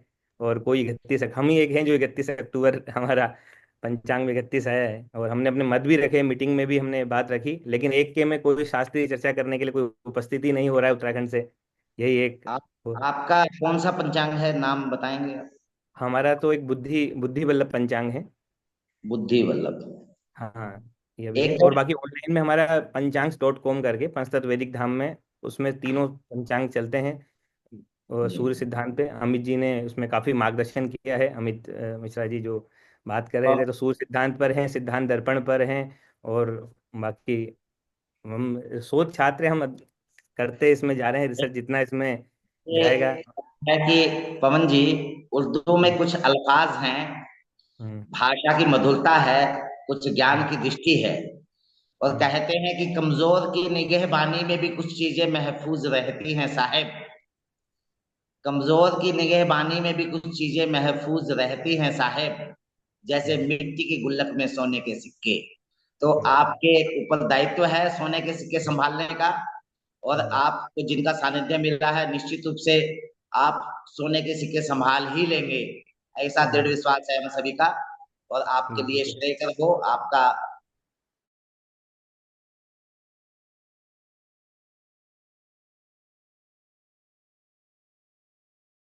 और अपना वक्तव्य रखना चाहते हैं तो रखे। ने एक ध्वनिमत से 31 अक्टूबर को दीपोत्सव होना चाहिए, दीपावली। और इसके सभी क्रम 31 तारीख को संभव हैं और शास्त्र की दृष्टि से प्रतिपुष्ट हैं। इस पे पर्यावलोकन की सभी ने दृष्टि अपनी प्रस्तुत की। अब मैं एक औपचारिक धन्यवाद के लिए इस कार्यक्रम के सह संयोजक, वस्तुतः संयोजक तो केवल फल भोगता है, वस्तुतः मुख्य कार्य सहयोगियों का रहता है। और विभाग में डॉक्टर नवीन शर्मा जी, इनका सहयोग निरंतर हमें प्राप्त होता रहता है।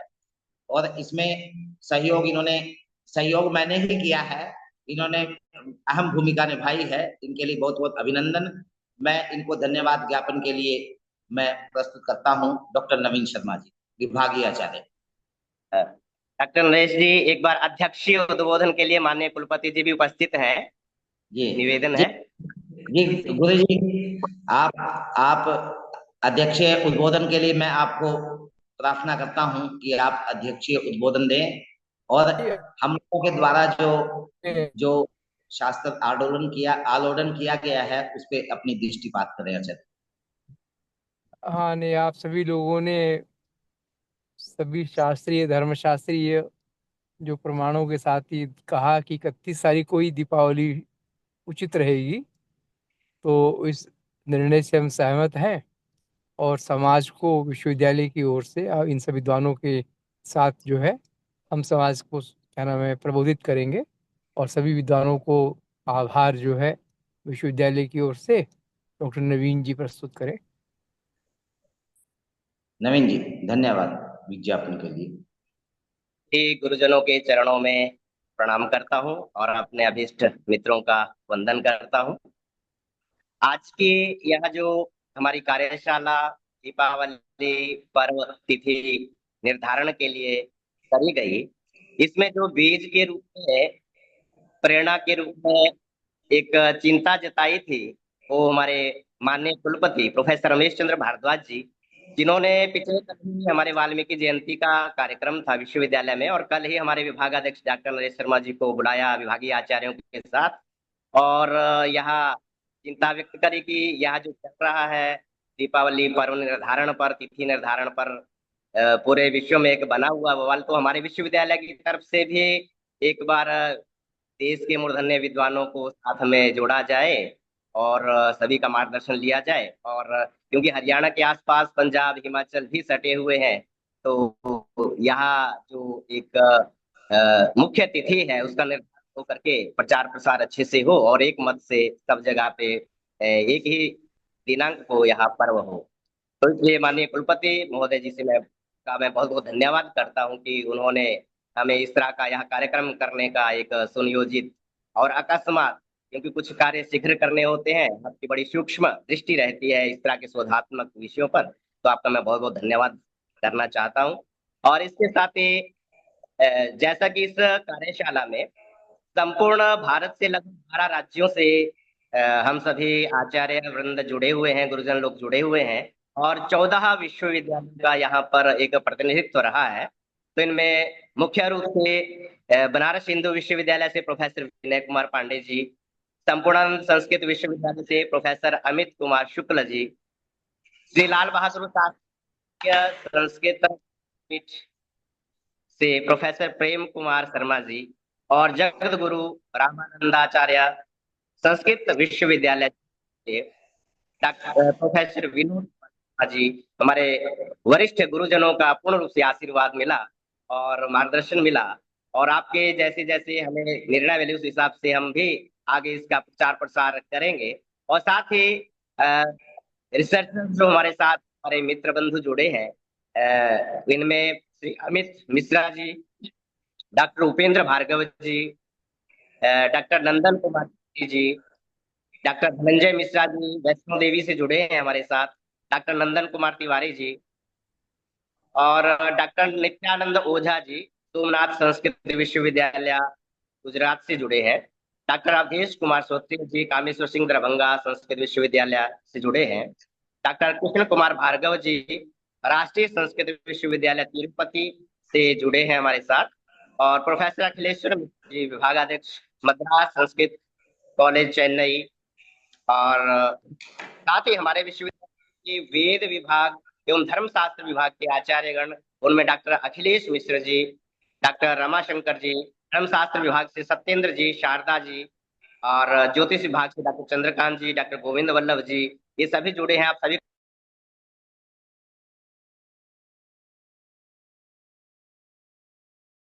के लिए कहा, तो संयोजक के रूप में डॉक्टर नरेश कुमार जी हमारे विभागाध्यक्ष है, उन्होंने अविलंब की बहुत देरी नहीं करनी है इस कार्यक्रम को करने में, क्योंकि यह बहुत ही एक जो विषय चल रहा है प्रचार प्रसार भी करना है, तो तुरंत उन्होंने आज ही कि हमें आज ही करना है, और अविलंब सभी गुरुजनों से संपर्क साध करके सबको एक सूत्र में पिरोया, और तुरंत हमारी यह गोष्ठी आज 2 बजे यहाँ निश्चित हो गई। और बहुत जो एक निर्णय होना चाहिए सार्वभौमिक, वो एक निर्णय हुआ सभी गुरुजनों के आशीर्वाद से। तो मैं डॉक्टर नरेश शर्मा जी का भी, संयोजक जी का भी बहुत बहुत धन्यवाद, आभार ज्ञापित करता हूँ।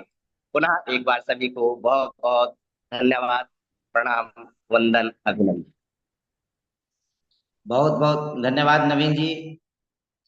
देखिए, जैसे दीपावली पूजन का सभी क्रम एक ही दिन में होना चाहिए, उसी तरीके से माननीय कुलपति जी का संकल्प इतना दृढ़ था कि एक अहोरात्र से कम समय में ही कार्यक्रम का प्रारंभ से लेकर संपन्नता संभव हो पाई और एक निष्कर्ष पर हम पहुंच गए, जो निष्कर्ष वस्तुतः हमारे लिए कल्पनीय था। इसलिए अचिंत्य व्यक्त उपाय, अचिंत्य जो जिसके बारे में चिंतन नहीं कर सकते, ऐसे का दर्शन हमने किया। अव्यक्त ऐसा चीज जो व्यक्त नहीं थी, ऐसे ज्ञान राशि के बारे में व्यक्त रूप हमने दर्शन किया। ऐसे ज्ञान को, ऐसे ज्ञान राशि को, ज्ञानदाताओं को सभी को मैं प्रणाम निवेदित करता हूँ। और एक प्रार्थना है कि आपने निश्चित रूप से बहुत परिश्रम से ज्ञान राशि एकत्रित की है और अपना लेख प्रस्तुत किया है, अपने ज्ञान राशि को प्रस्तुत की है। यदि आप यह सभी ज्ञान राशि हमें व्हाट्सएप के माध्यम से यदि प्रेषित कर देंगे, तो निश्चित रूप से एक ऐसा पुष्ट डॉक्यूमेंट्स बन सकता है, ऐसा दस्तावेज तैयार होगा जो समाज में निश्चित रूप से दीपावली के प्रसंग में तो विपत्ति नहीं उपस्थित करेगा। इसीलिए ऐसा सभी से निवेदन है, प्रार्थना है। और इस कार्यक्रम का वीडियो रिकॉर्डिंग भी हो रही है साथ में। यदि किसी को अपेक्षित लगे तो मुझे कहें, मैं कुछ प्रयास करूंगा, आज ही नहीं कल अवश्य उपलब्ध करवा दूंगा। और इस कार्यक्रम को सफल बनाने में विभागीय आचार्यों का, डॉक्टर चंद्रकांत जी का हमारा प्रयास है कि आज ही सभी को प्रमाण पत्र भी प्राप्त हो जाए। और साथ में डॉक्टर गोविंद वल्लभ जी का भी सहयोग मुझे मिला और आप सभी के प्रति भी मैं कृतज्ञता विज्ञापित करता हूं।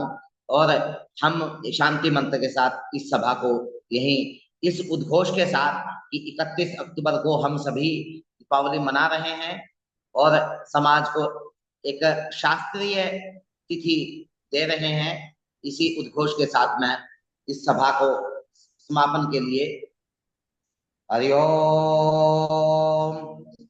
सहना भवतु सहनौ भुनक्तु सह वीर्यं करवावहै तेजस्विनावधीतमस्तु मा विद्विषावहै। ओम शांति शांति शांति। गुरुचरण